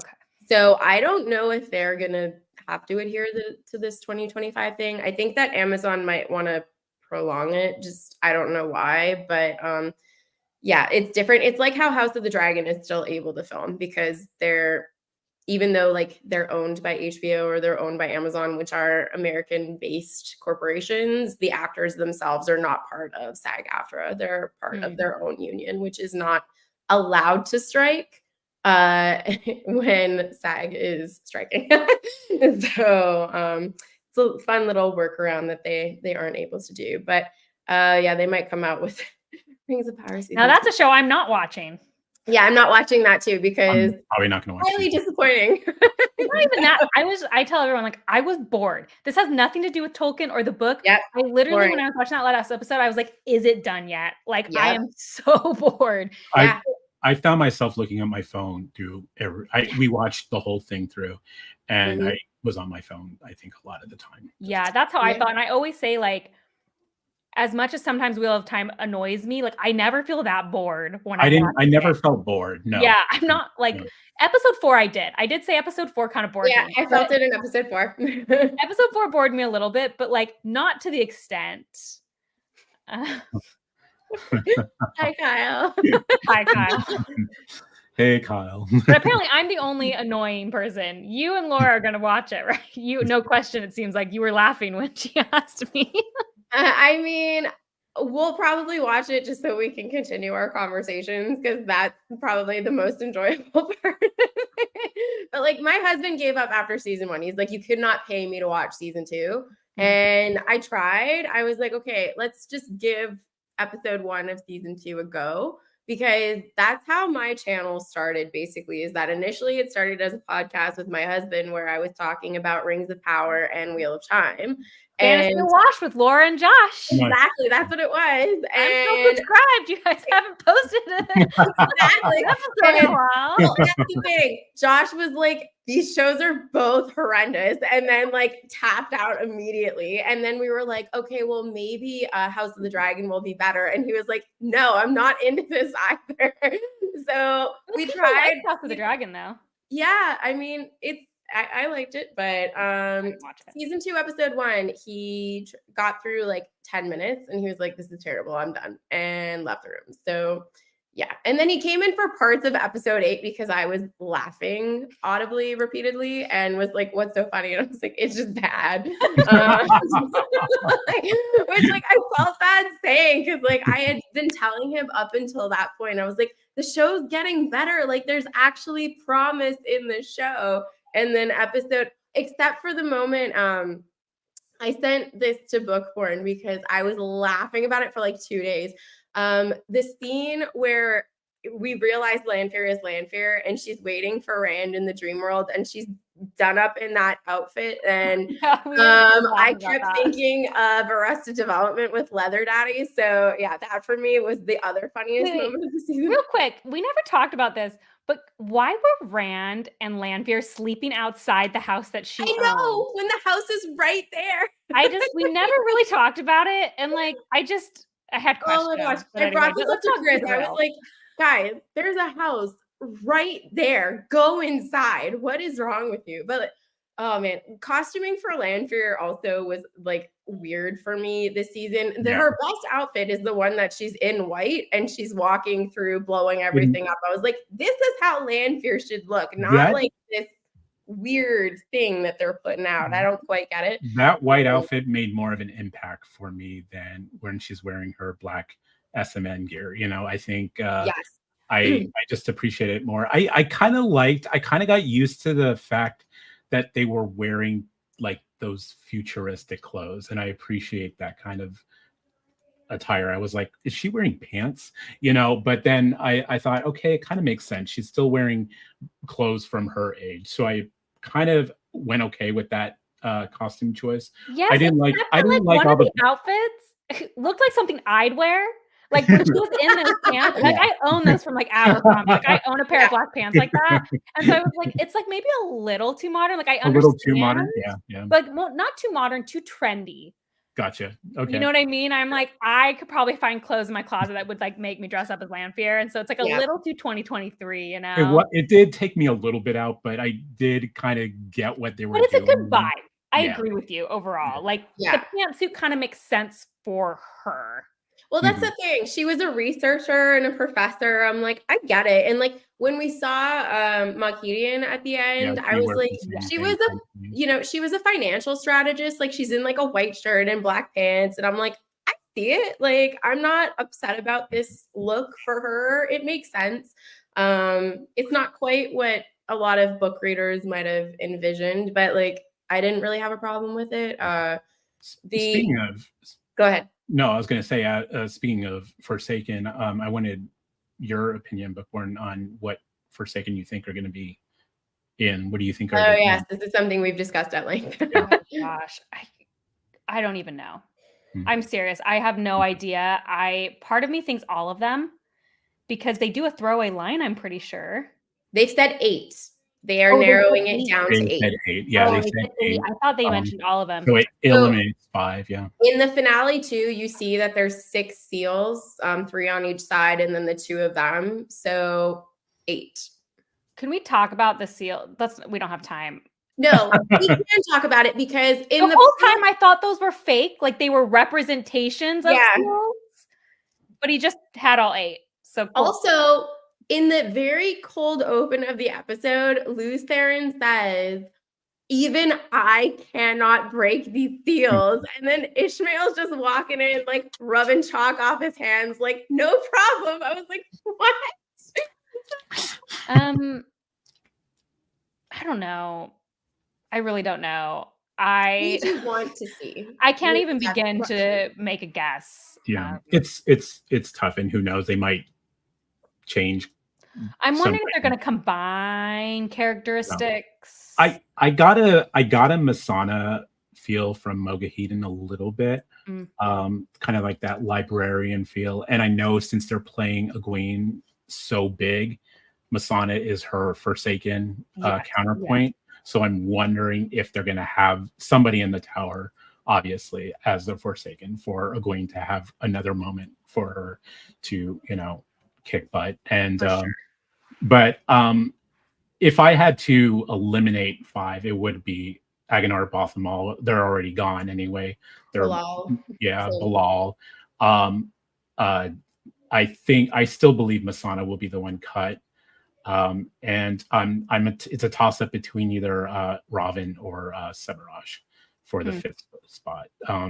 I think Semiraj I would prefer to see. I think she's got a little more prominent things that happen in the book with her and Rand and the Sanshen, if they bring back the Sanshen from overseas and all that. So, but and we really haven't seen Morgause yet, so I'm not sure about the Ravin story yet.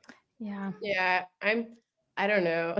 I'm sorry. I will if Ishi Mogi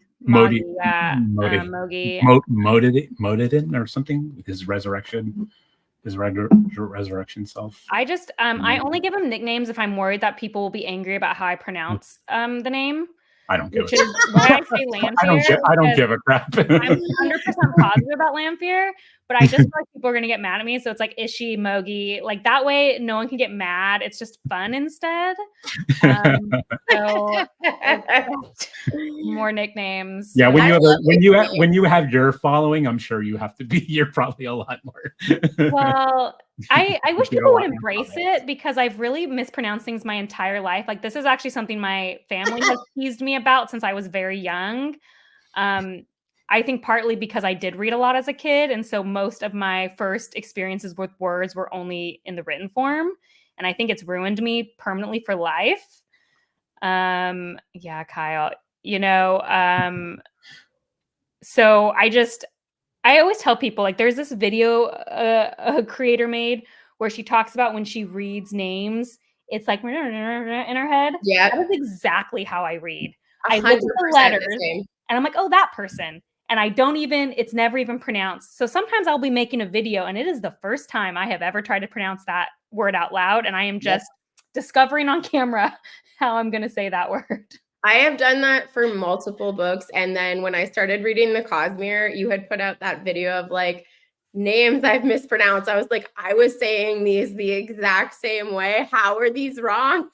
It's just so confusing. Bryce from Shelf Center, he does a whole video of things of mispronounced names. It's hilarious. Yeah, I made a reel of all my mispronounced and all my videos of how many times I've mispronounced a Cosmere name because like, and the thing is, like, especially with Wheel of Time has been really bad. I've actually changed some of them, but like I read Wheel of Time for like 10 years before I talked about it on YouTube.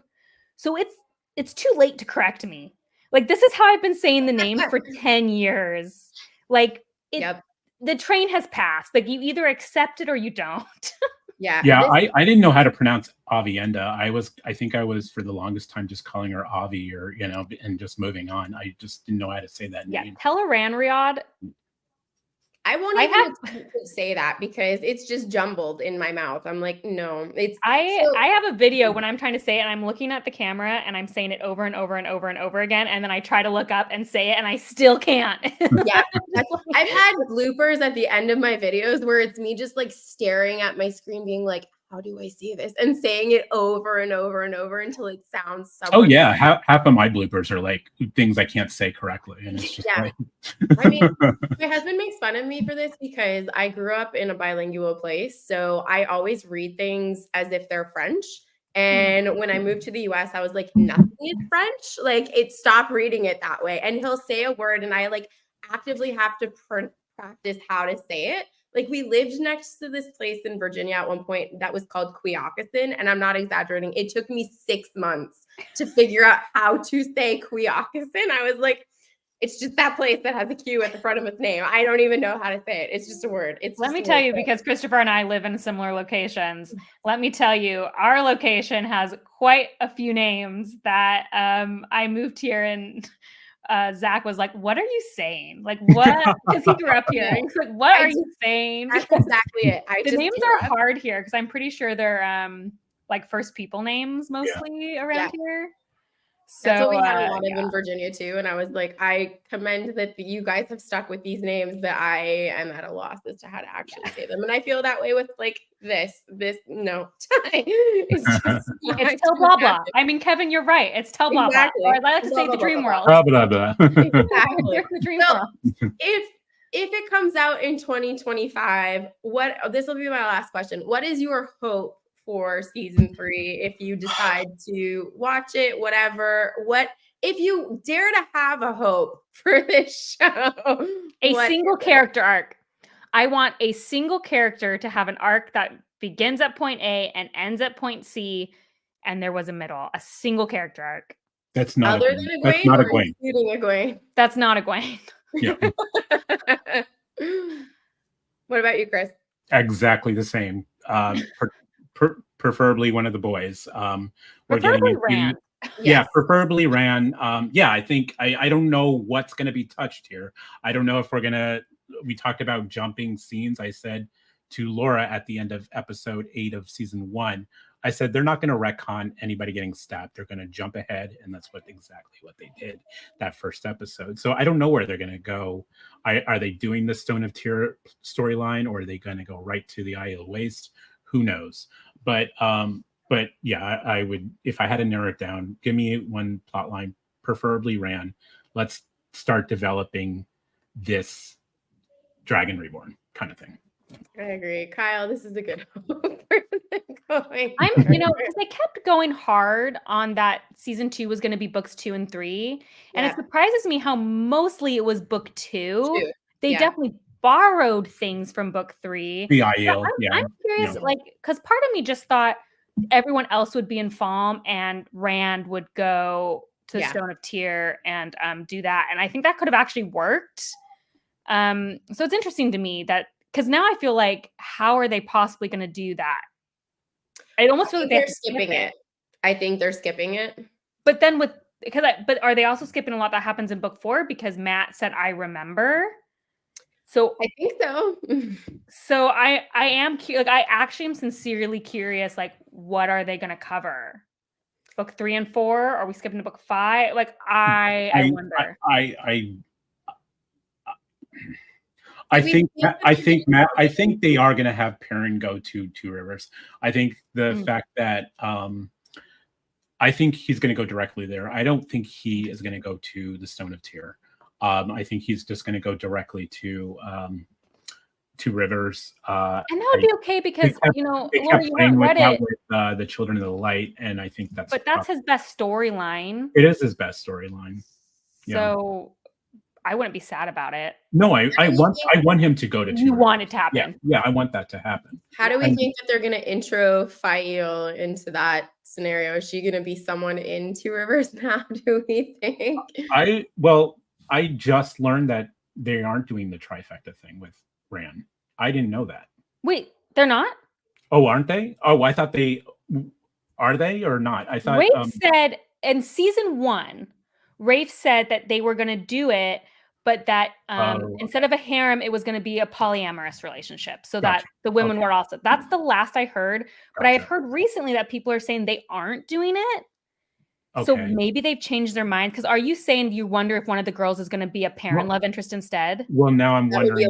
Now I'm wondering if it's going to be Avienda. Me too. I think so too. Especially with Min being with Matt. Part of it, I was like, oh, are they just splitting up the women and just? Yeah. So and no one would be sad if Matt's romance got taken out of the books. I mean, that's the thing. I think Avienda pairs decently with Perrin. Based on what we've seen up setup wise in the show, like that to me. I don't know. There's some trivial moments with Avienda, Egwene, and Ran in the Waste, but I don't know. Are they going to do that or not? It's interesting. I'm gonna have to see if he's talked about it, because the last I heard, dude, Kyle. You know what? Me too. Except Swan and Meringue, because I like that. I do like that relationship quite a bit now. Yeah. I mean, that had some things in New Spring, but anyway, we don't need to get into that. Yeah. Well, my hope is that I would love for people to actually understand what being the dragon means and why the heron is important. Like, those for me would be the two things that I would really like. You guys know that I did like a poll on the heron mark on my Instagram. Yeah. It's a travesty. No one has any idea what it is. Yeah, I was going to ask if that's what it was, if nobody had any idea. They don't talk about prophecy at all in the show. No. And I was shocked they gave him the hand mark, because why? Why? Yeah. Why? It was funny because when I asked non-book readers, because you probably didn't see Christopher, non-book readers, what does the heron mark mean to you? Just out of curiosity. And I would say like 50% of the responses were what? What mark? Who? The other responses were wildly wrong. It's the sign of a novice. Oh, it's just Rand's dad's clan. Actually, a lot of people said that. They thought it was a signal of like his adopted father, which totally makes sense with what it does. It does from what you watch. Yeah, absolutely. Based on what they've shown, it does. It's not stupid answers. No, not at all. Someone thought it meant that it was a sign that he was going to be the king of the AL, which I thought was like a super interesting like theory. That's an interesting approach. Close. That person's thinking, And so that was one of the things. I'm derailing us again. That was one of the things where I talked about the show often relies on book readers while simultaneously alienating them in a way It's that I such a find weird very dynamic. strange. Yeah, it's such a weird I'm dynamic. glad you brought that up because I was going to say that too. I was like, it's almost like he created a show specifically for readers, and then it's just kind of like the middle finger to them. And then you hate them. Yeah, you hate the readers, but then simultaneously you're like, have all the knowledge of a reader, but also we're not going to do anything that you want or predict. Yeah, we're going to throw you off your feet, but then we're going to lose our way in the process. And part of me for a while thought, is this like Rafe and Amazon? Like Rafe wants the book stuff and Amazon is saying you have to have this, this, and this, because ironically, I do actually see in many ways similar problems between Rings of Power and Wheel of Time. They struggle in the same ways. That's a good point. Maybe we are being a little rough on Rafe, and maybe it is. And just the way I've heard Sanderson talk about Rafe makes me feel like he doesn't lie the blame there. Yep. In a way that I find surprising, and he knows a lot more than we know. Yes. Yeah. So I do wonder if Amazon's like, but we want this and this. But then, Laura, I didn't realize that Rafe was the only one to write the 2 episode 8. So then at the same time, I'm like, well, maybe it is his fault. I don't know. Exactly. So listening to Sanderson in that live the other day was so interesting. And for anyone that hasn't watched it, I highly recommend that you do, because he vocalized all the issues that we have addressed in a way that I thought was very diplomatic. And I thought was actually nicer than was warranted for a lot of these things. And I was so interested because he was saying for certain things where, like Uno, for example, he's like, I actively did not like them making this decision and told them that they should not make this decision. And then he's like, I feel like Rafe retconned this just for me. Basically, like having Uno be a hero of the Horn because of how much I pressed him on the fact that like that shouldn't be a thing. So my vibe of what I was getting from that conversation is that like Rafe is making decisions and choices to kind of just be controversial and create his vision of Wheel of Time. And it's such an odd dynamic, right? Because you have someone that completed the series that's advising you on certain things and being like, I really wouldn't do this. And Rafe is just going, yeah, but we're going to do it anyway. And it's going to be fine. And most of the fandom, I think, would align with Brandon's view on so many of these things. So I don't know. It's odd. I'm going to go back and say that I wish for season 3, Brandon was like actively involved, because everything he says I agree with. From season 1 to now, anything he said, I'm like, you're right. Wow, wouldn't it have been nice if they like listened to you? Exactly. So that would be my hope for season 3, is that we had someone that actually knew what was going on and could make plot lines that made sense and carry through. So that's actually the text messages we started off this conversation with. Was me angrily texting Laura today. Because, well, I feel like I had to warn Laura about how I emotionally was coming into this conversation. I was like, you invited me to this and I'm angry and I don't want to come on your channel and be angry. So like, the way the fans treated Sanderson criticizing episode 8 is extremely strange to me. Yeah, this is the man who was chosen by Harriet. I didn't get her name wrong, did I? Her name's Harriet, right? Okay, that's her name. Yeah. It came out of my mouth and felt wrong. By Harriet to finish the Wheel of Time. He co-authored 3 books. And you are saying he cannot have an opinion that is negative about the show. That is the most wild thing, to the point that Sanderson kind of like apologized on Reddit, being like, oh, these were the things I liked. I'm like, no. Don't apologize. Any person who is allowed to have any opinion of this show, it is the man Brandon Sanderson, whose name is on 3 of the books. Right. Yeah. Like, here's what I said to my husband tonight, and he made a ton of fun of me. You know Galad in the books. Mm-hmm. Galad is this character who is technically really good, but he's too good because he will never lie. And Elane's like, watch out, man. He is dangerous. That's Brandon. No, that's not Brandon. That's the people, the defenders of the show, who think that you can only like it. Oh, yeah. Because we have in season 1 these toxic, hated the show, and could not stand that anyone liked it. And they were terrible. And I talked about those fans being terrible. But now we've swung the other way, and they're acting like they're so righteous because they want to be all positive and only positive. And telling someone they can't have an opinion is just as toxic. Even if it's being positive about the show. You are Galad. Like, these other people might be regular white cloaks, but you are Galad. And you are this is what unfortunately my husband has to listen at over dinner, and he didn't even finish the series. So he's like, I get it. But it blows my mind that we've gotten to the point where Brandon Sanderson is not allowed to be critical of the TV show. So I didn't know that until you had messaged me, because I saw. I'm so sorry, Laura. No, like, I saw the live and I was so happy because I was like, oh my gosh, Brandon is saying all the things I'm feeling. This is 100% validating.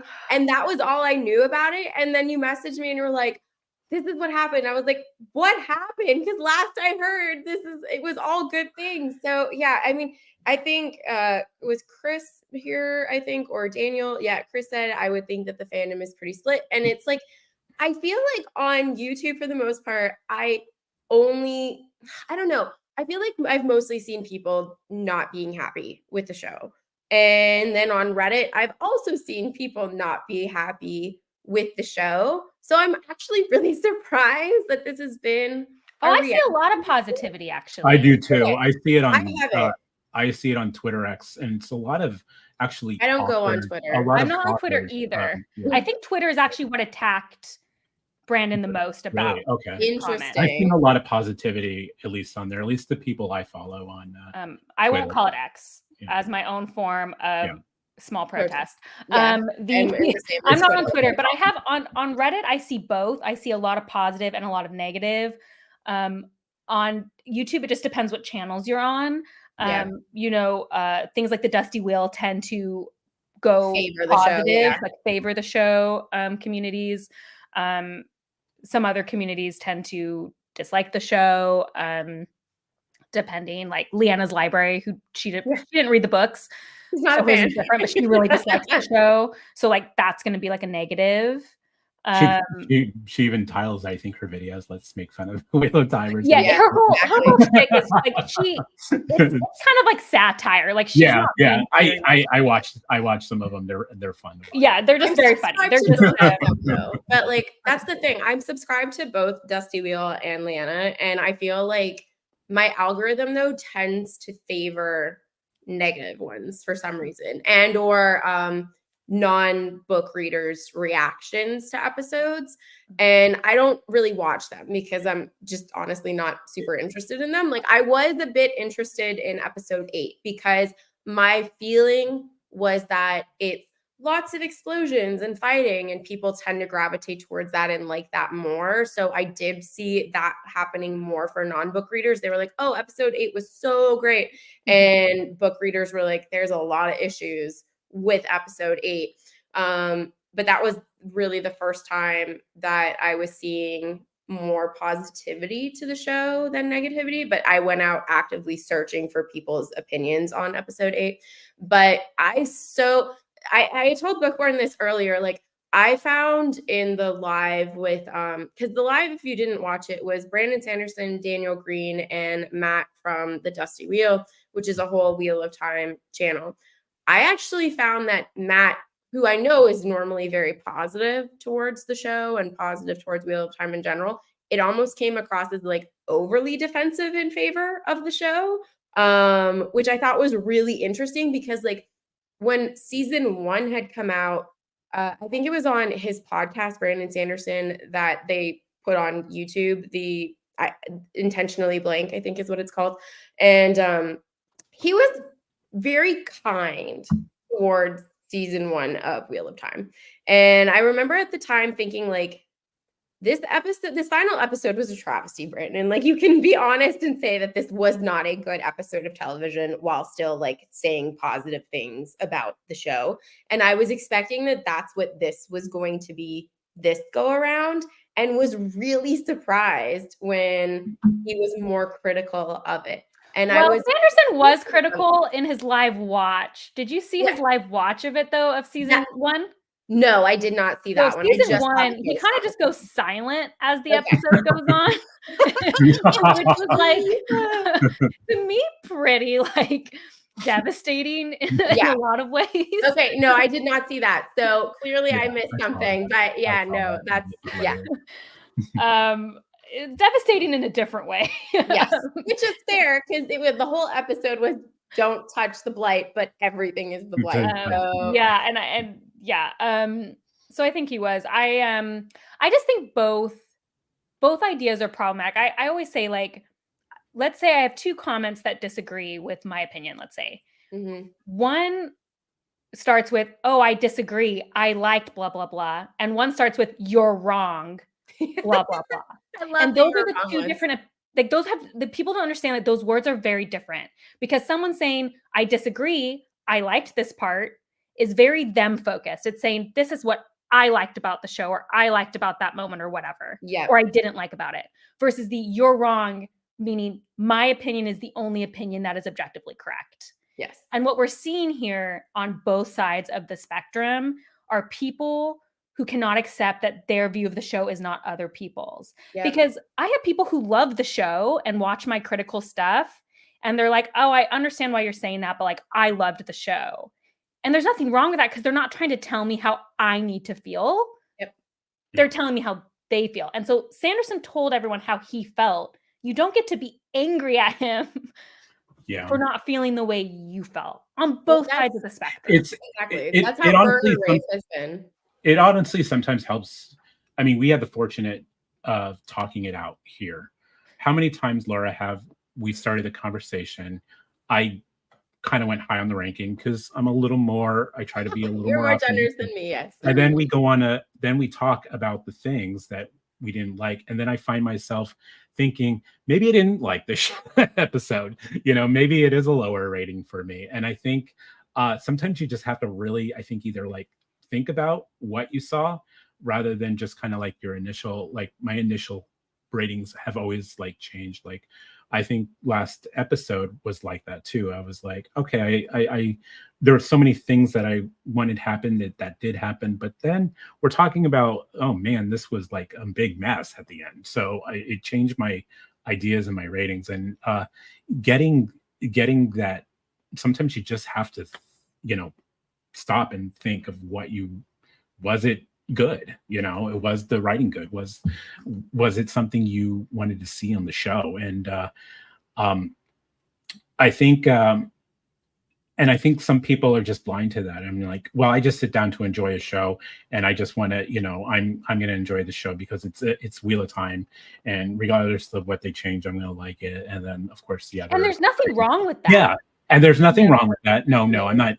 Before comments blow up, there's nothing wrong with that. My spouse is that way. They sit down and enjoy the show, and they say, it would have been nice to see that, but all in all, they enjoy the show. But for this reason, that's why I have to watch it a couple times, because I sit down first in enjoyment, and then the second time is the critical brain part of me saying, okay, let's look at this by piece by piece kind of thing. And it's weird that there's these extremes that it's like you said, it's like, oh, you have to like the show, or this is just absolute piece of garbage, kind of thing. So yeah, and I think even people need to understand, like, I've also been convinced to like things more than I did. Like, I've heard people say things positively about the show, and I'm like, oh, okay, that's fair. I didn't think of it that way, and you saying that makes me feel more positively about that change. And so, like you said, like, I have no problem what anyone feels about the show. It's when they feel like you are incorrect. You cannot hold the, you can't have that opinion kind of thing. You can't have it, and it's just getting, I don't know, in some ways very gatekeepy in a weird way. The show has kind of ruined the fandom in some ways. I mean, Christopher, you were a part of the fandom alum before I was. I just felt like, at least when I was reading the books, the fandom felt very laid back. I remember being on forums. And if you liked the books, you could pretty much say anything you wanted, and people would back you up. Yeah, there was a lot of like theory pages I belonged to back in the day. You know, of course, the whole who killed Asmodean was the big Yeah. topic. You know, a lot of like fun things that, you know, what's going to happen in this, and people had a bunch of different opinions, and nobody like tore each other apart about it. And I came from it later because I was like too late for theories for me because I was basically the whole series was out. But like I'd be on discussions about like, oh, I didn't like this relationship or I didn't like this character. And those discussions were so much more lighthearted, it felt like people were just so much more normal about it. And it just feels like the show has Respectful really too. Yeah, what? just respectful. Yes. Yeah. Yes. And in fairness, that might have just be like the internet's changed a lot in 2 decades. Yes. In a decade, and the way we interact with people is different now. But I also like that's the one thing about the show that's hard for me is it feels like people have felt they needed to take such an intense stand, which really just wasn't how the fandom felt back in the day. Yeah, absolutely. I feel like that's become most fandoms though, right? Like if we look at Lord of the Rings, for example, like the fandom for Lord of the Rings when the trilogy came out was so supportive and excited because they were like, this is getting adapted. And part of this also might be that the movies are so good that it's easy to lean into that and be like, you know, there's no Tom Bombadil, like, but that's fine because we got all these other amazing things, so on and so forth. But that fandom has now morphed into this like racist Rings of Power fandom, right? That emerged last year. And then like Star Wars is another really clear example. It's like the last 2 decades, I feel like for most fandoms have been really transformative and not in positive ways. And I think it is because the way that we communicate on the internet has changed dramatically. But I mean, this is like we were talking about Burner Rafe earlier. Like this was what started the whole thing in our comment section was actively being told that my opinion on the show was incorrect because their opinion was the right opinion. And I was like, that's literally what an opinion is. It's your feelings on something. And I'm super glad whenever someone shows up in our comment section and is like, I'm really liking the show. I'm like, great. Like, I'm super happy that you're liking the show. I'm not saying to you, you're not allowed to like this thing, or I don't want you to like this thing. I am saying these are the moments that worked for me, and these are the moments that didn't work for me. And there's unfortunately a balance more that tends to skew in favor of things that don't work for me in this show. But then there's been other shows that are fandom based that I feel the exact opposite about. So it's really awkward what is developing with people and how they feel like they are entitled to impress their opinion upon you. And if your opinion differs from them, then you're lesser. And I think what's really interesting is to think of the legacy of this show. That's something I'm very interested in because we can view some things in the legacy they've left. You know, the Lord of the Rings movies, whatever fans had problems with in the moment, the legacy is undeniable of those movies. 100%. They are they are classics. They are beloved. They are the things that are standing the test of time that people are showing to their children. There's a legacy. And similarly, Game of Thrones, the early seasons have also like they are this legacy. And you know, when I think of shows like Rings of Power, like I have friends who enjoyed the show. So, but is it going to leave that legacy? It's hard for me to imagine it will. And I think of Wheel of Time, will it leave a legacy? Right now, I'm skeptical. It could get there. But it's just interesting to think of those things because ultimately it's like, I wonder if this is just a passing star in the night. And in 10 years, no one's really going to be talking about it anymore. I think it's going to be one of those shows that's going to be remade really quickly. And it's going to be someone saying I'm like, not so sure it is. I'm not so sure it is. I don't know. In my mind, at this point, like it's kind of like Harry Potter, right? Where like, even though it's been 20 years basically since the first Harry Potter film came out, they're now making this series for whatever. I feel like it could potentially fall into that vein where someone pitches it and is like, we could make this substantially better. And this But is why? Because, Wheel of Time, as much as we love it, doesn't have the legacy Harry Potter it does had. not, no. And I know that, but And the Harry Potter fandom didn't blow up the movies. no. So for them, it probably feels like easy money. Yes. Yeah. Because it is. Whereas I think the Wheel of Time, right now, the way it's performing, I would really love numbers. I keep saying that. What are the real percentages of people who watched season 1 who did or didn't watch season 2? Season 2, yeah. From episode 1 to episode 8, what were our completion numbers? Yes, I would love that data. I would just love that info. I thought it was extremely telling. What was it? 40% of people didn't finish Rings of Power? I feel like it was higher than that. Was that? It was. I remember being shocked by the number. Yeah, it was like an astronomically high number. So yeah. And those are the things that I think tell us a story. That's not the full story, but I think they do tell us a story. Yeah. Of what is happening. Chris is saying yes, 40%. So 40%. Yeah. Very high number. Because that's a little under half did not finish the series. That is a telling number to me. Way more than scores on Rotten Tomatoes, which I don't really trust anymore. They're so skewed. I do not trust them. After the last few Pixar movies I've seen and the ratings that they had, I'm like, you guys are not trustworthy. Yeah, everything's skewing too positive, in my opinion. Yeah, exactly. It's way too high. Lack of critical, especially with cartoons, actually more. I've noticed that. I was just saying, like, yeah, all the cartoons get high scores, and I'm like, they get like 98, and I'm like, no, this is like a 70 at best. Like, how are you scoring this the same as Coco, which is like the cinematic masterpiece of the century, and you're telling me this like new Pixar? No, anyway. Yeah, I 100% agree. I tried showing my daughter Coco, and she's not there yet. So one day, Coco, I actually think is an adult movie for adults. It is. It really is that movie, but they don't feel as passionate about it as I do. So that's a cartoon for adults. When I was a teacher, I used Coco in one of my lessons to teach people about like cultural understandings and stuff like that. And I was like, we're just gonna watch Coco, and everyone's gonna love it.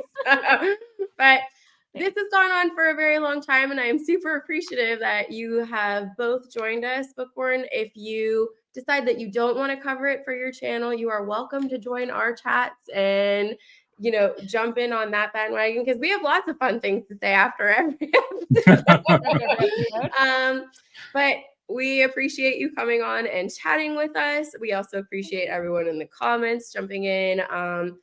Hopefully season 3 will be an improvement. Season 2 in many ways was an improvement on season 1. So maybe we'll trend in the right direction, and maybe they'll stick in episode 8 at some point. Who knows? I don't know. But anyway, I have linked, I believe, both of their channels in the description below. If you're not following Chris and Bookborn, you definitely should be, for fun book content and Wheel of Time content, and also not Wheel of Time content, because I have a feeling going forward, Bookborn's going to be taking a big break from Wheel of Time. So. I have a whole playlist, so if you need Wheel of Time content, it's there. Exactly. So thank you, everyone. Chris and I might be doing One Piece at some point and chatting about that. So have you guys not watched it? We haven't watched it yet. No. I saw a couple episodes. But I never read the manga. I never read the manga or anything. I hope you guys love it. I loved it. I'm going to read it. I like it. I like it so far. Yeah. Very well, if that's the case, you can join on those chats too, because you also haven't read it yet. I'm going to try. All right, everybody. Have a good night. Thank you for joining us. We'll see you next time.